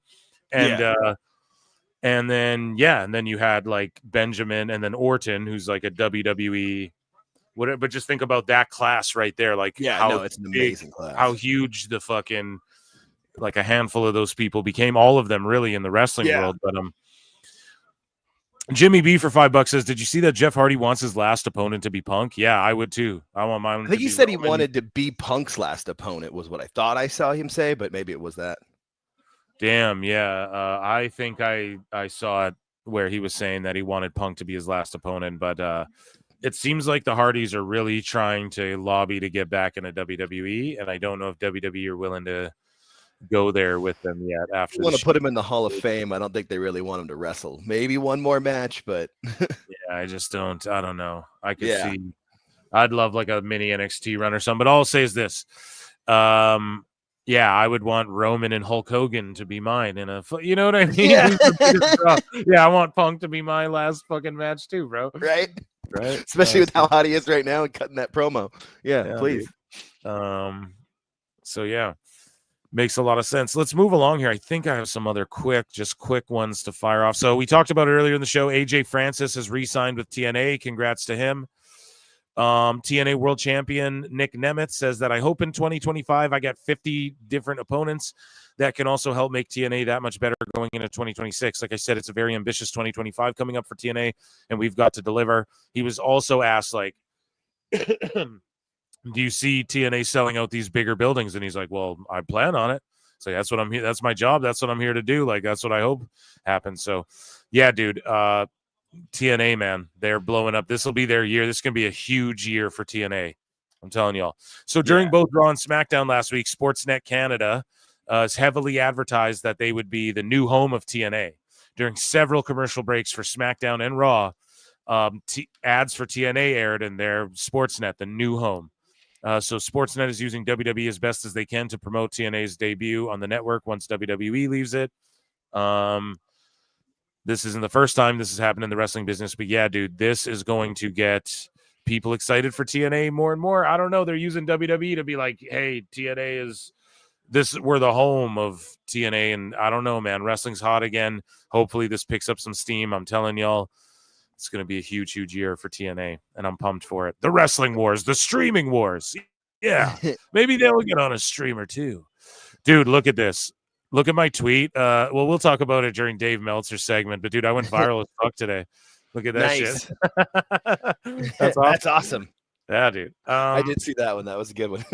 Let's move along here. What else? What didn't we do today? I don't think we did sickos or a melt-headed Meltzer, right? So did we go into miscellaneous? No, we didn't. So we talked earlier about reality of wrestling. Here's Joe Hendry hitting his one-handed thing on a giant, big 6'4", 274-pound boy. And here at Reality of Wrestling, and you'll see Booker T on the outside of the ring. And this is a big motherfucker to be hauling up like that. You know what I mean?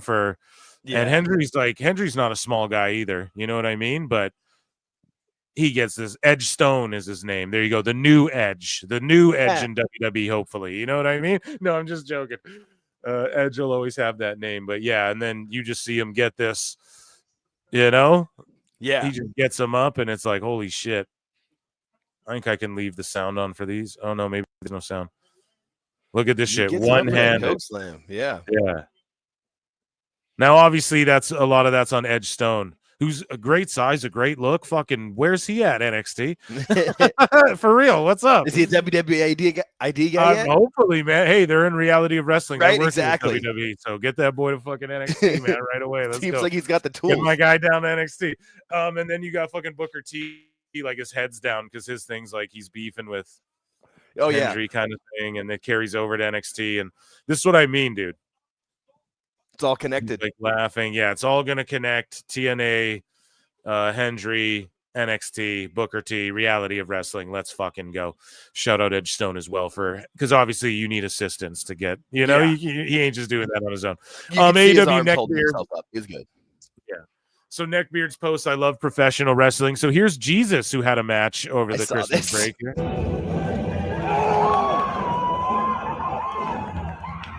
And he's actually using Steven Seagal techniques, believe it or not. Oh, I saw his entrance. I didn't see his actual wrestling. I just saw his entrance online.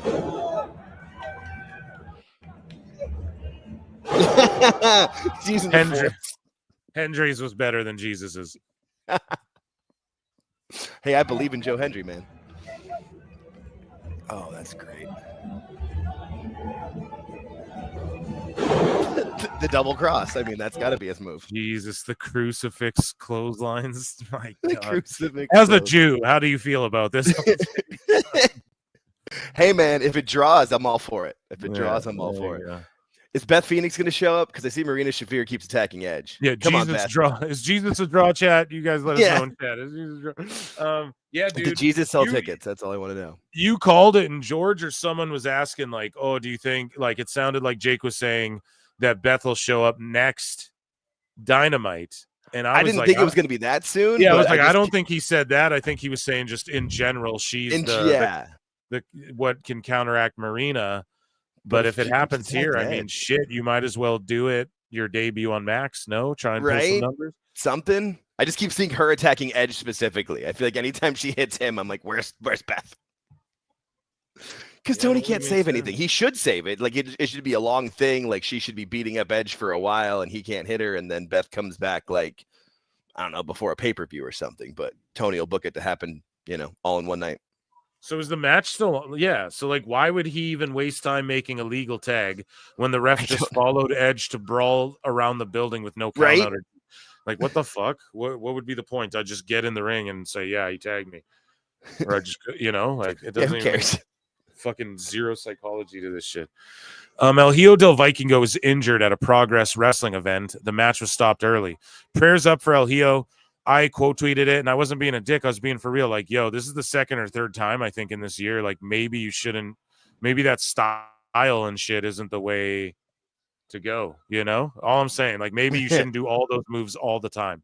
Maybe save some for like when you do a WrestleMania moment or something big at a pay-per-view. Here's some wrestling fan. Football fan. Is this a Bills fan? Yes, this is the Bills Mafia. This is the Bills Mafia. This is George's So people. George, you crazy son of a bitch. Here's a Bills fan no selling a razor's edge through a table.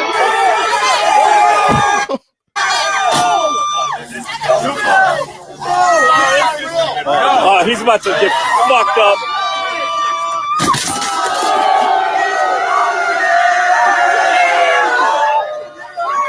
Damn, he just no-sold that razor's edge, bro. And Scott Hall's rolling in his grave right now. Good Andre Adams Lord. for $2 says Wheeler Yuta built like an evil vegan.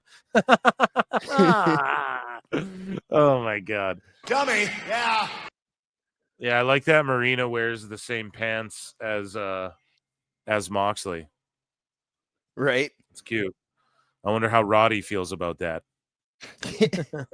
And Renee. Yeah, no doubt. Built like an evil vegan. Jesus Christ, Andre Adam. It's a good one.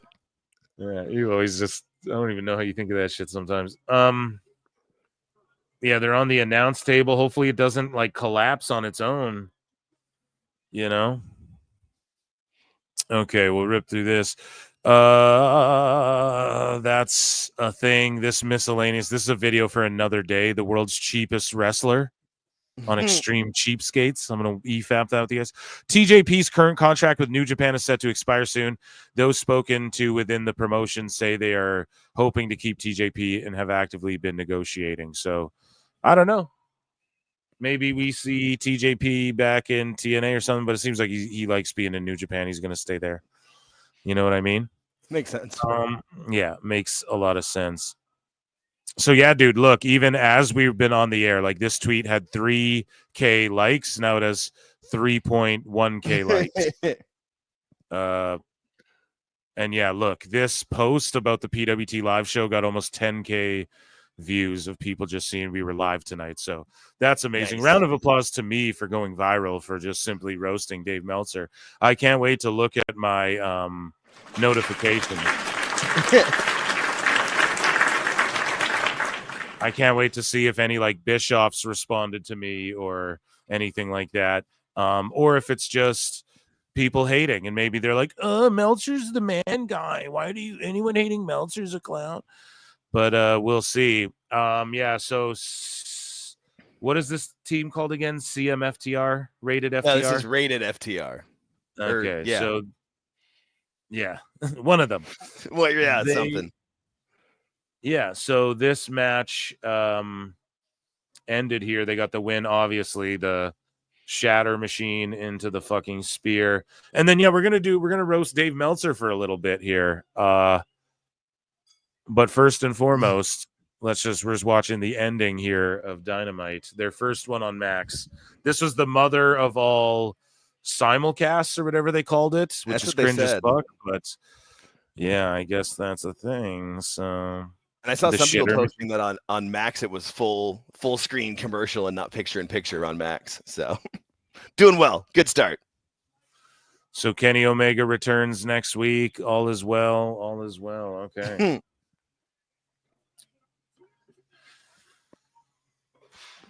Okay. That was what it was. Another AEW in the books. Just more of the same going into 2025. I think it would have been cool if Beth showed up. That would have been the move, I think.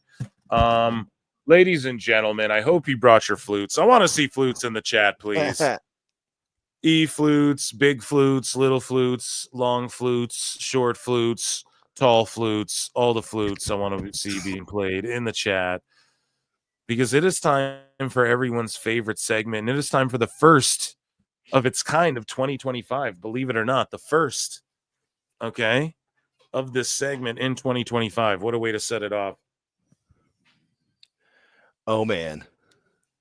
I'm just hydrating here. It is time for everyone's favorite segment, and it is called Dave Meltzer's Dumb Moment of the Week.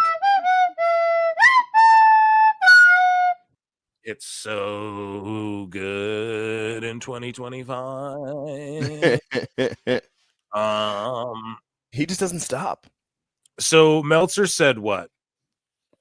Earlier we covered how that Observer Geek fan asked this dumb question at the World's End Media Scrum. We reacted to it with Off Wrestling. Let's play it again here. This is incredibly humiliating and embarrassing. We'll play this minute in full. We'll read Meltzer Said What's reaction to it. And this is one of the most humiliating fucking things of all time. And this is one of Dave's cronies. If you go on the guy's Twitter, he's an Observer fan. He's one of these guys that Meltzer says like, oh, there's a show going on in Philly that I'm not watching. Someone tweet me the fucking results or whatever. And this is how he gets worked by marks all the time. And he sends out some mark to come out here and not even ask a question. He just made a series of statements. It's for real. That's what it is. No, exactly. It's exactly what it is. It's all just bad faith and made up. And yeah. That's all he says. It's not even a question. He just makes a bunch of statements, and then Tony makes all these makes a bunch of faces because this guy was told this question to ask this question, and Tony's trying to sell it and pretend like this is his first time hearing this. No. So let's listen to this, and this is an L for Dave. Awful's like, dude, he's sending his fans out here to get shot. Like, what the fuck? So this is an L for Dave on so many levels as well, but. Just Observer in general. Let's listen to this minute of glazing and coping. Corey Lee with the Wrestling Observer. Now, with the Wrestling Observer, what I would consider a lot of chatter online, negativity in regards to negativity. The product. And obviously, you're just coming off a brand new television deal. You're going to be on Max. Am I? Did I get a Max deal? Did I get a deal with Max? I don't know. You guys have what are these faces? At least a strategy for the faces are the worst part. Try to combat a lot of this negativity. I'm being normal. I am a normal person. Online and is basically done for almost monetary reasons to basically, bring down what you guys are doing when you guys are literally, having. These are actual. This is Meltzer. You know what's funny, Jake, is that he's literally reading Meltzer off of a card, and literally, Seriously, is Dave on the other line? Dave's in his that's ear. what Dave wrote on this asshole's cue card. Is the it's like actually fuck, dude, that's fucking hilarious. Oh my god. Your best year that And it's just haters, and they're not real, and you're the best guy, and literally, like we love you. They're doing it for money. Just like I said, I just see it online, and it's difficult. It's hard. It's hard to watch if you're a fan of AEW. To just see again a lot of the negativity in regards Jesus, to what are you saying? Negativity as well. Land the it was just a series of statements. There was no question there. And it was Absolutely a ridiculous. it was a run-on sentence. It's just one long sentence. It's so Dave. Yeah, dude. I swear Dave wrote that out word for word, bro. And then Or was in Meltzer said what says the classic Wrestling Observer AEW media scrum question, where they ask a question that has a long rambling preamble to it, frames the scenario for the person answering it, then establishes that the people who think this way are wrong and bad faith because everything is in fact great. This is great. Where's my great? Yeah, so there's a throwback to the same thing. Meltzer said what? Doing the Lord's work as usual. Here's a throwback to 2022 of more of the same. Question, Tony. Nyla Rose. Here's Amy's question, Tony. Nyla Rose and Jade Cargill have built an epic feud Sorry. and storyline around the TBS Why is it pausing? Championship with the stolen belt, replica belt going on tour with Jade, and Nyla's shenanigans. How did this story come about, and what are your expectations for Full Gear? Well, the story came about in a funny way. We have actually, to be honest, I think planned. Like, I promise you don't have to add the "how are you so great" preamble to every question you ask. And that's all. He's just pointing out how they glaze them, they frame it in a certain way, and it's just comes with a bunch of fucking but actually, you're so great, and Tony Khan, billionaire, the best guy, Tony Khan. Like, it always has to come with some bullshit like that. And a deceit and Nyla's head to steal the championship belt. It was Tony Schiavone. Tony Schiavone mentioned something about it, and we had the meeting. And every once in a while, I thought it was a great idea that Nyla ended up running with, and she had a lot of fun with it. So Glenn Gilberti, the Real Disco Inferno, responds to this, stupid ass weird series of statements from this Observer guy.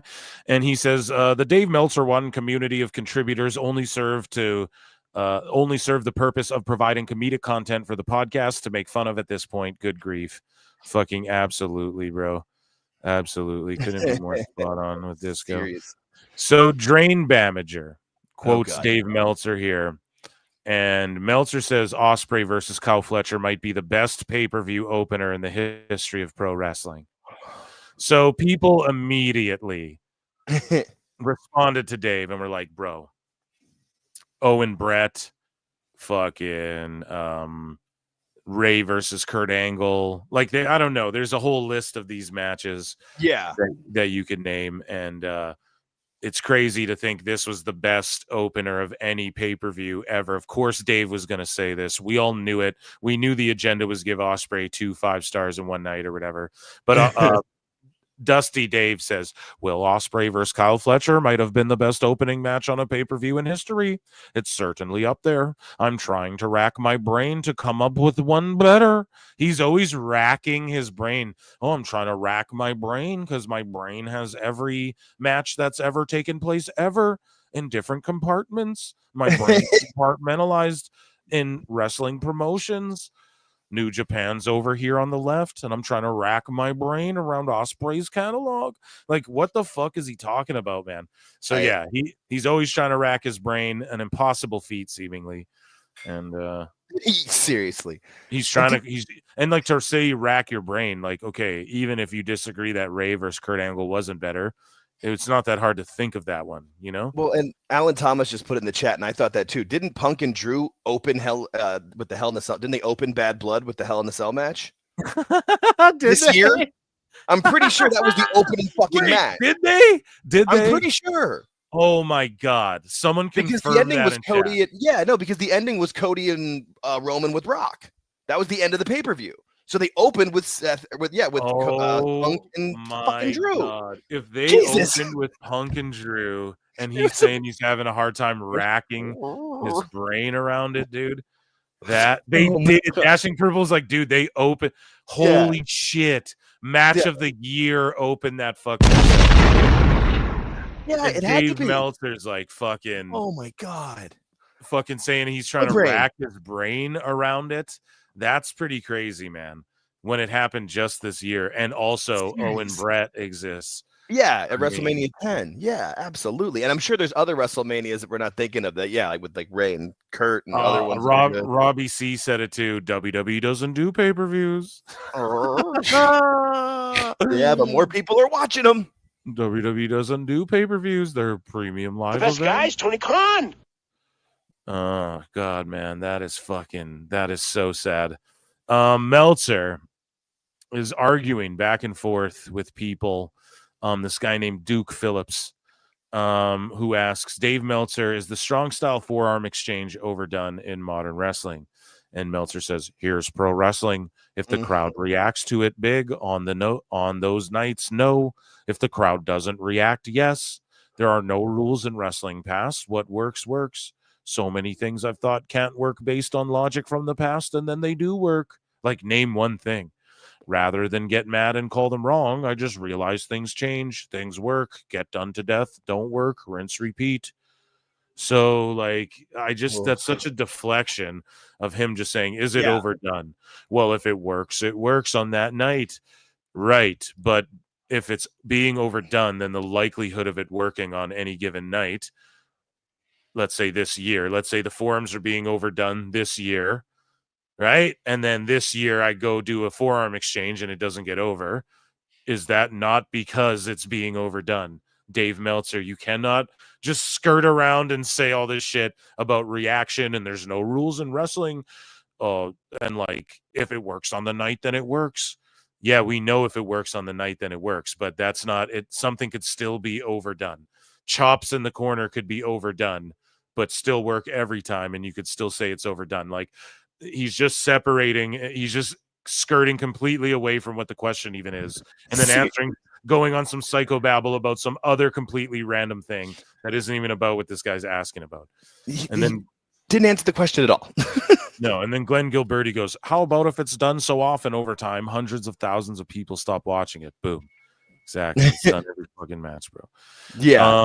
Biased much. So here is the Wrestling Observer Figure 4 W online, same shit, different fucking name.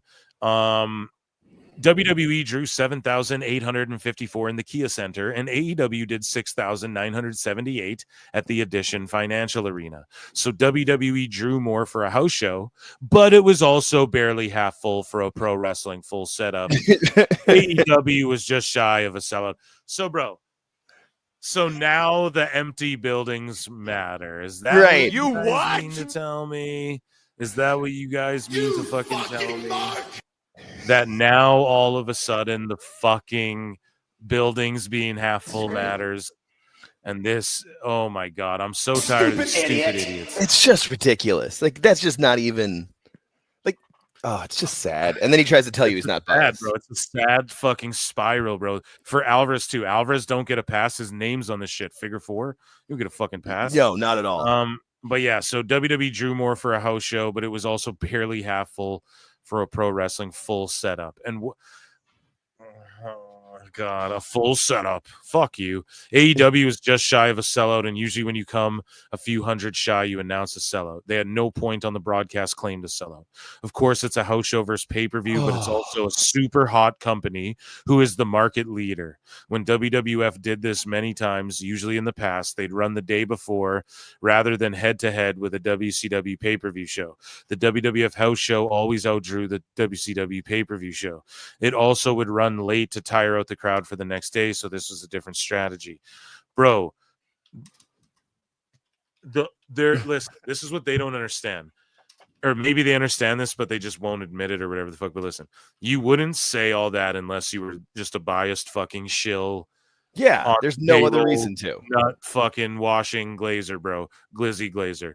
That's the only way you would ever even explain all of this when just a house show outdrew a pay-per-view.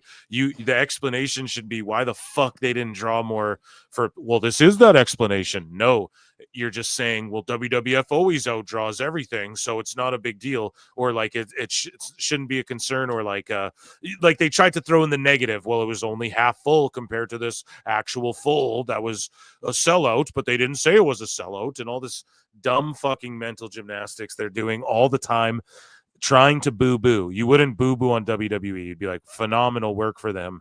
In the past, they did that as well. AEW should work on this. It happened to WCW. If they want to get out of the WCW comparisons, they need to do this. But instead, all anyone's doing is comparing them to fucking WCW. They're competing with a dead company. And I've been saying this. I need Bischoff to come do a segment with me. Dave Meltzer's Dumb Moment of the Week. He needs to hear this. Okay. They're competing with him and his dead company that doesn't exist anymore. You know, it's crazy. And all this does is boost Tony's ego. Like, yeah, we're doing all fine. We're doing great. Everything's great. Like, no, you need to hear how bad you're doing. Yeah, because Daddy Dave told me. Daddy Dave and fucking cousin Brian told me. So everything's great, you know. Eric Bischoff, speaking of which, responds to this World's End thing. And this is what I was saying. Like, this is like incestuous, weird. In no other sports or entertainment does this type of shit fly, where you have a guy up there making faces like this, being an asshole, while a guy reads a fake question from who's not even a real journalist, from not a real news organization or anything, claiming they're this is some sort of real press conference. I don't know. This is kooky territory. But anyways, Bischoff says this is entering a level of bizarre that's going from darkly entertaining to starving puppy sad. Seriously? Where do these creeps come from? Yeah, it's like disturbing, bro. It's getting weird out there, man. Yeah, well, like a couple of years ago, the press scrums were fun to watch. It was a joke. It was enjoyable. Now it's just creepy. I can't watch them at all now. It just gives me the heebs. Yeah, I typically I try and catch the clips after. I'll throw it on like while I'm laying there, and I'll kind of listen to it. But it's not something I'm fucking overly excited to see, especially not the WWE ones anymore, because they're so controlled. But anyways, Mr. Wrestling says that Punk and Drew have the edge, or this is what Meltzer says, but he's asking his audience to agree or disagree. So Dave Meltzer says Punk and Drew have the edge as far as match of the year, in sense it was a big feud climax and very well done Hell in a Cell. So he's comparing it to Ospreay and Fletcher, dude. Okay? So Dave says that Punk and Drew have the edge in a sense that it was a big feud climax and very well done Hell in a Cell. And it was a huge crowd, Dave, and they cut great promos, and they actually worked. And it was blood once in a while, and it was all of these great things with the bracelet and the storytelling and the beads and the fucking all of these amazing things, and the moves they were doing was cool. And if they weren't the type of moves you like, oh well, but you can't say like what, they didn't sell well, they didn't hold their holds tight enough, they didn't lay their shit in. Like, what makes good wrestling? Selling, being athletically gifted, doing these sorts of things, like telling the story of what is the match. I saw some wrestler tweet out too, like, oh man, the story. This is a wrestler saying this. He's like an indie guy. He's like, oh, the storytelling in a match isn't just the stuff around the match. It can be in the match too, like working a body part. Yeah, we know, but that can't be your fucking television show story, guy. Exactly. And I hate to go so hard on. I forget the indie wrestler who it is, but it's like, yeah, everyone gets that, but this is a television fucking show. So go to an indie. Yes, most of the stories are going to be a guy comes out, cuts a promo, right. Two guys come out, they work a body part. Right. That's a house. That's like not even house show. That's like an indie show thing. You don't know the guys. This isn't that, bro. This is a weekly television product. You're trying to tour around the world and all this shit. You have to tell more than just that. Some of the matches in WWE are that too. But it can't all just be that, bro. Can't all just be about the fighting spirit and all that shit.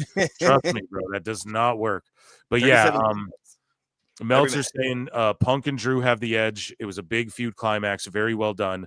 But as far as match goes, Ospreay and Fletcher was a lot better.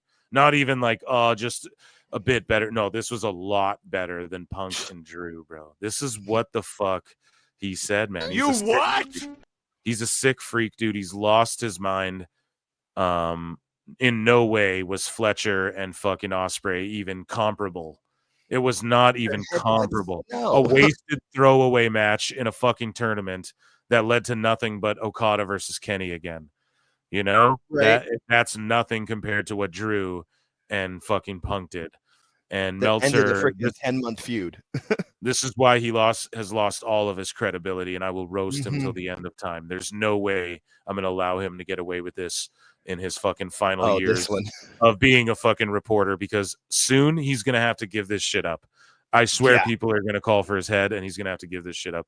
And I don't want that to happen, but I also will fucking cackle, you know? And that's why Alvarez, you got to start calling Dave out more. You got to, but Dave won't listen. But either way, Sean Garrett from what is this?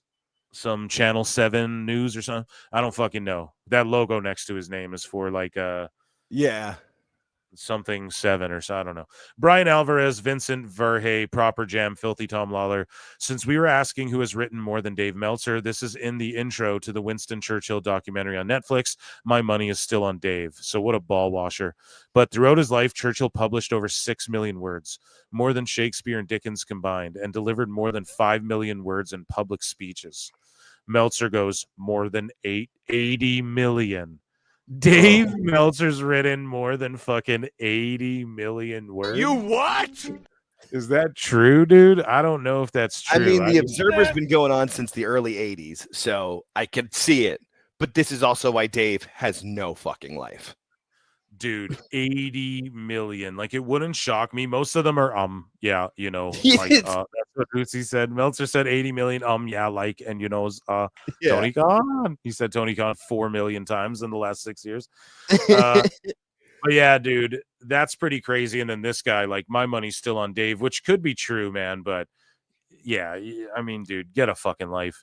You know It's what I just mean? Not that I'm saying like, I love that he documented all that wrestling over all the time, but for him to just now be like a biased shill hack shell of himself, and I've written all these words, it's like, bro, no one reads your written shit anymore. They listen to your The dumb thing is, if radio. you go back and listen to a lot of his shit, he was always a shill hack. Like, he was always bashing WWE. He'd always pick out a wrestler. Like he hated everything about Goldust so much that he's literally bashed on Dustin Rhodes for the rest of his career. It's just like, he's a psycho. He's a complete insane lunatic. Yeah, and just zero credibility left. None. Here's the none left after, especially going into 2025. It's like, seriously, he's already done. Here's Dave Meltzer's top 10 botches of 2024 per Alfred Konuwa in all their hilarity. Let's hear it for journalism, studying, and learning. So again, Alfred Konuwa just bakes here. This is another amazing one. Dave Meltzer's top 10 f-ups of 2024. Aging Dave misreported that Mike Johnson was denied access to a fake press conference. Midlife Meltzer got worked and misreported Hangman Adam Page's ankle injury as if it was real. Sling Blade Dave misreported that Nielsen put an end to those evil Fast National ratings, only for the Fast National ratings to continue to leak. Drip, drip. Lapdog Dave misreported that Jungle Boy wrote an apology letter to Tony Khan for the Brawl In. Jungle Boy denied ever writing such a letter. Message board Meltzer misreported WWE was keeping Roman Reigns and Jacob Fatu apart, only for the two to get physical days later. Middle-aged Dave misreported Damian Priest and Seth Rollins would main event Money in the Bank. Then the Bloodline main evented against Rhodes and Randy. Dupable Dave misreported that Backlash would be in the Tokyo Dome. His source, a fake WrestleVotes account. Greg Meltzer misreported Alpha's death while he was still alive. Meltzer promptly apologized. Cape and Dave confused a Rock Triple H segment from 2014 with a 2020. That one was so good. It's like he just doesn't watch WWE. That's why he just skims through it. He just puts it on. He doesn't pay attention. Storyline. And the number one Meltzer mess up was Glaze Meltzer confusing a message board fanfic for a WBD internal memo, because these are a fucking message board fightful fanfic, dude. Fucking amazing. Shout out Konoha. Dave Meltzer has weighed in on AEW's future recruitment. Oh, good. After former WWE stars Baron Corbin, AJ Francis, and Tyler Breeze reportedly attended AEW's World's End. Because they live in Orlando. Meltzer says if somebody is exceptionally good or there's something they can do with them, that's unique. They have a unique idea for them. Of course, go for it. Dude, Breeze is better than 85% of the roster. But to have guys, just to have guys, they don't need more guys. They need more top guys. They need more stars. They don't need more bodies. Okay, well, where are they going to get the stars from? WWE? Then that doesn't work. So then you have to make a star, but then Tony can't make a star. But Dave Meltzer will just sit here and go, well, WWE's hot. That's the only reason why that these guys Tony Khan. And the viewership's going down.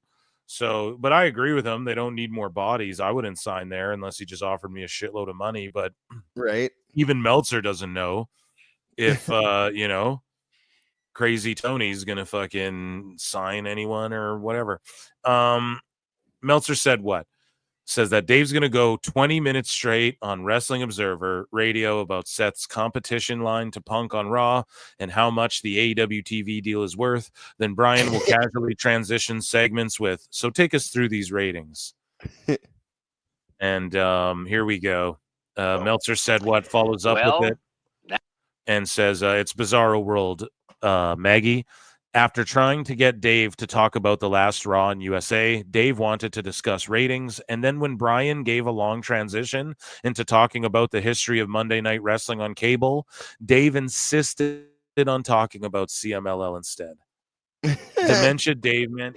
Dude, and we've covered it. We've chronicled it here at PWT the last handful of shows, how Dave is, they'll start talking about Raw ratings or whatever. And then he's like, and then Brian's like, well, first let's talk about the handicap MMA match in Poland, or like just obscure bullshit. He wants to talk about CMLL instead of Raw or the history of wrestling on Monday nights. You'd think you'd do that after USA, has had Raw. There was like a brief stint on TNN, I think, but it's been on USA for like 34 years or 32 years or whatever the fuck. So it's pretty crazy what Dave does. And this is just like, it's really sad at this point, man. 2025, it's no longer like nothing Dave says. I know he already lost all the credibility. Everyone just clowns him, but this is the sort of thing that no longer will anyone allow him, or should anyone allow him to get away with trying to say he's not biased. That needs to be what we get him to admit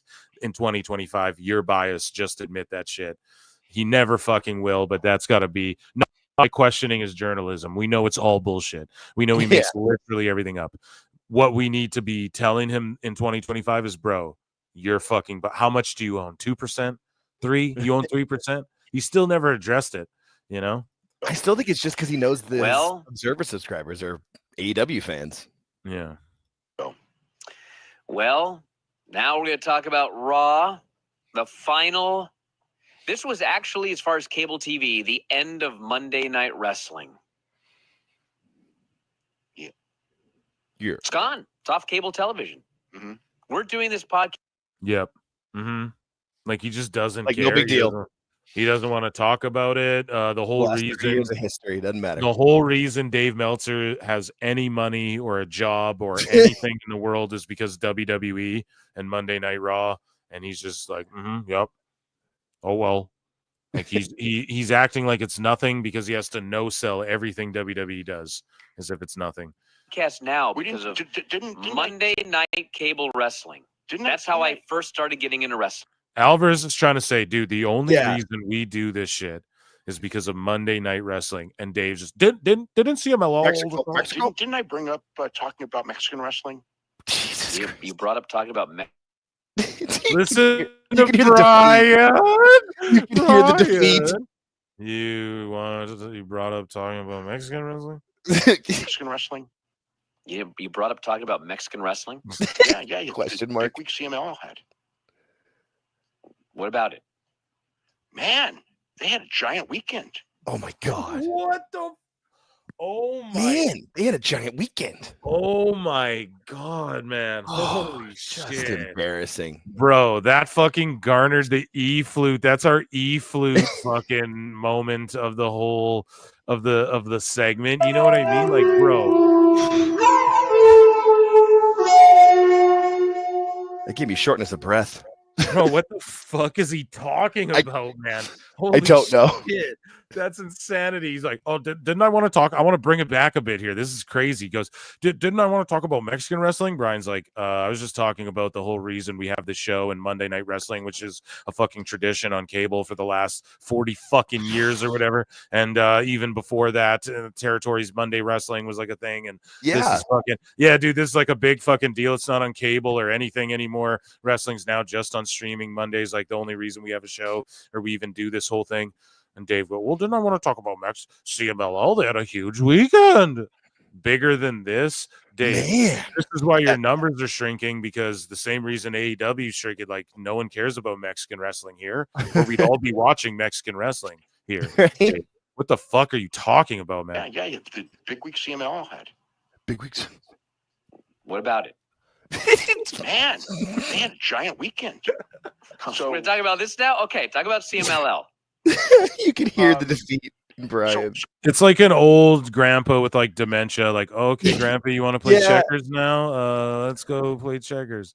Tell us the story of the war. So yeah, Friday night show, they sold out on Friday. I think it's the holidays.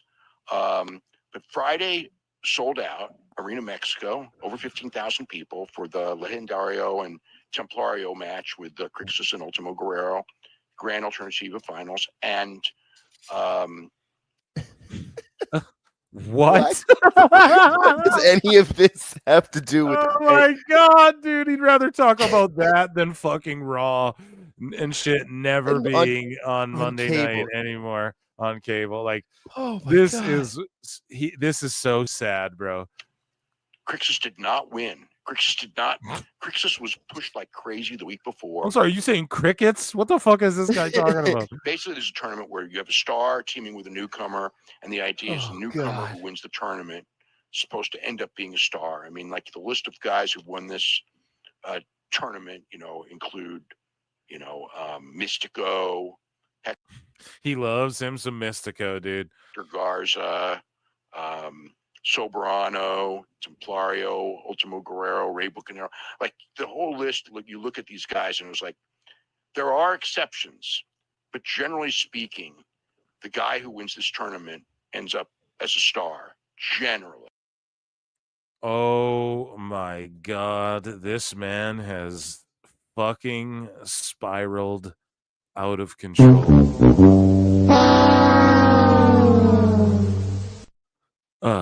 So, Jesus Christ. This guy, the thirst round pick, says, here's what Eric Bischoff actually said, and this post was deleted. So it was fucking, I want to say Meltzer talking shit. Yeah, he's responding to Dave, who deleted this post. So Dave deleted he's talking. Yeah, dude. Your screenshots. Yes, because once the screenshots came, fucking old Dusty Meltzer got fucking destroyed. And so here's what Eric Bischoff actually said. I wish I could read what the fuck Meltzer said originally, but these are quotes from mid-2023 and others from 24.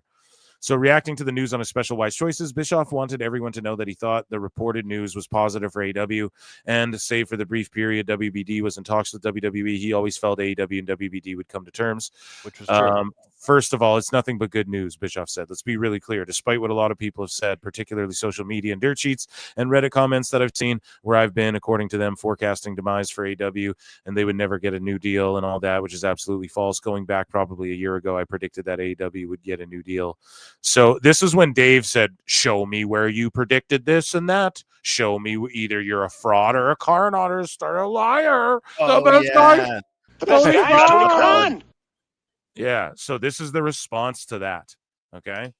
And, so here's more quotes with Bischoff. Someone came with receipts. Bischoff didn't even bother to. But, so Bischoff says, what matters is AEW's got a strong, firm, long-term foothold with a leading cable outlet that provides nothing but opportunity. So congratulations to Tony and the team and the roster, because at the end of the day, it's all about who tunes in to see who. That's all about the talent. Here we go. Here's what I do know. I know it's a really great thing. It's really great. I know Tony should be proud. The entire team of AEW. Boom, boom, boom. So basically, he just came with receipts, bro, like a year ago. Bischoff was saying he's kept the same energy this whole time. Bischoff responds and goes, "You're trying to debate with a delusional clown. He's lost in his own reality." Fucking bait. Well, And well, yeah, well, Brian.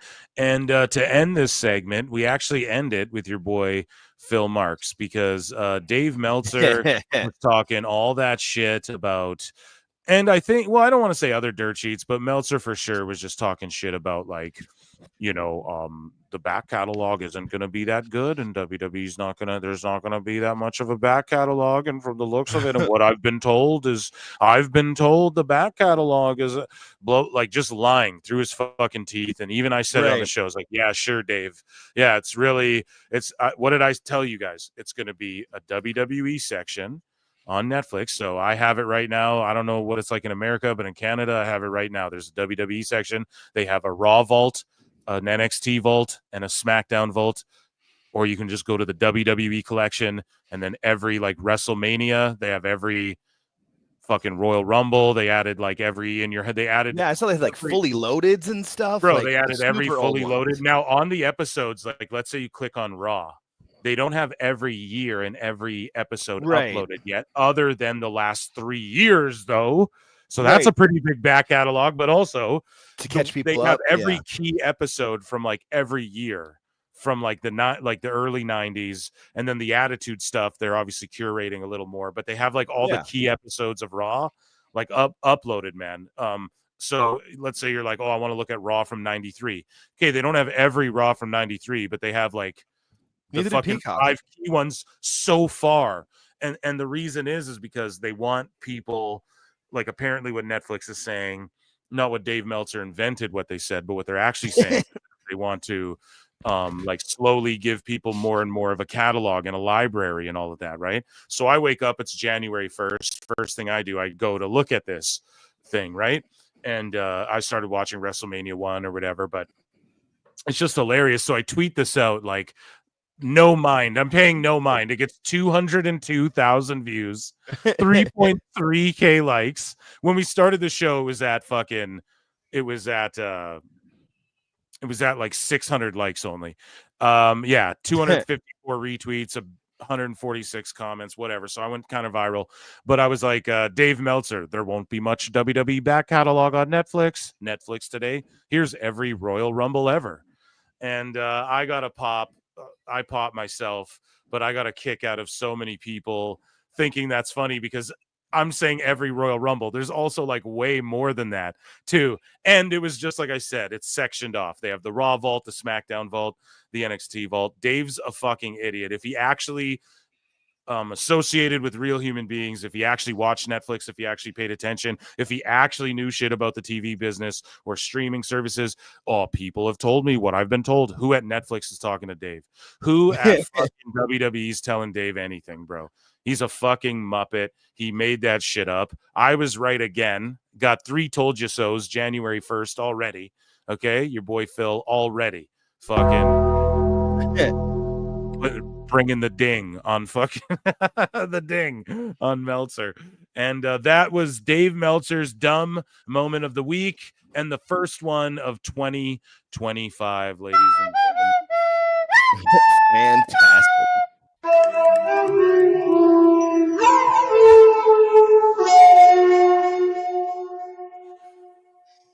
Ladies and gentlemen, I want to thank you for being here with me tonight. We had a fucking incredible turnout, insane numbers. Nice. Over 300 watching for a majority of the thing across both channels, and the likes were astounding. And Awful was amazing to have him on the first episode of 2025.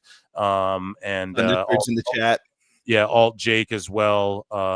It's yeah. amazing to have you here on the first episode of the year 2025. And I want to thank you all so much for being here. YouTube.com/@ProWrestleTimes. That's the main podcast channel. We're at 1,500 subs. We're trying to get up to 2K. But the main channel, Pro Wrestle Clips, that you can see on screen here, 5.35K goddamn subs. We're going to blow this thing up to 5.5 in no time, 6K in no time. And then Patreon.com/ProWrestleTimes. Hours and hours and hours of bonus content you don't get on YouTube. That's only on Patreon. If you like to hear me and Alt Jake and stuff, follow Alt Jake at Alt Jake Takes On. Follow me at Pro Wrestle Times everywhere. New year, man. Keep doing your goddamn things. be better this year, hug each other, love each other, drink more water, carry those flutes mightily into battle. And this one's for the sickos. Again, another year for the sickos and the wackos out there. Love you all. And we'll see you in the upside down. Peace. It is a fast-acting viral strain that infects the host immediately, and upon getting sick, the infected will become racked with coughs, sweat profusely, and start to get the shivers and chills. There he is, the legend. The man, the myth, the legend. You can't literally run a promotion just for the AEW, what do they call them, sickos? Thank you very much, TikTok and AEW. See you tonight. Tony Khan started telling people there's no such thing as long-term booking anymore. It's week to week. The best guys, Tony Khan. We have just secured the bag. It's not like I tried to be a character. It was just sort of happened naturally. But it was never something I intended. It was just something that happened because the wrestlers asked me to do things in matches, and I do them.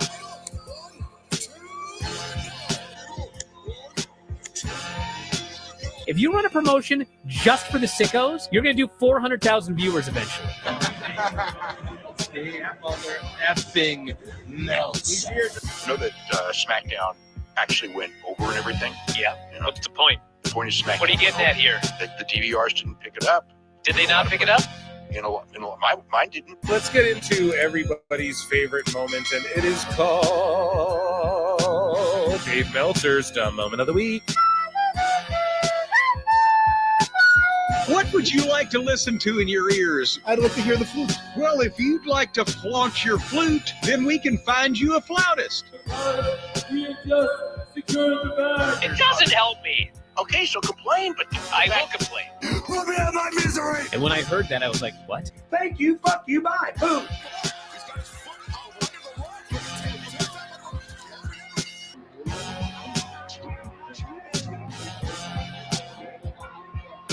You got to run a promotion for everybody. The sickos can be the ones that buy tickets first and spend the most money on the merchandise.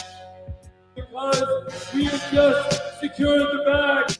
But you got to promote for everybody. Then you'll have a lot of viewers. I think we proved a lot of so-called experts. We made them look like idiots. We're not going anywhere. Tony Khan's not going anywhere. You'll also be there on TNT. You'll be in 2 places at once. You'll be live like my favorite movie. Time Con. It's so great, Pittsburgh. It's not like I tried to be a character. It sort of happened naturally. the best guys, Tony Khan. Keep themselves safe. What do we got? Super Dave, Pro Wrestle Clips. Tony Khan has Camille and Megan Baines sitting at home being paid since 2023 for nothing. Come on now. It's not going to be the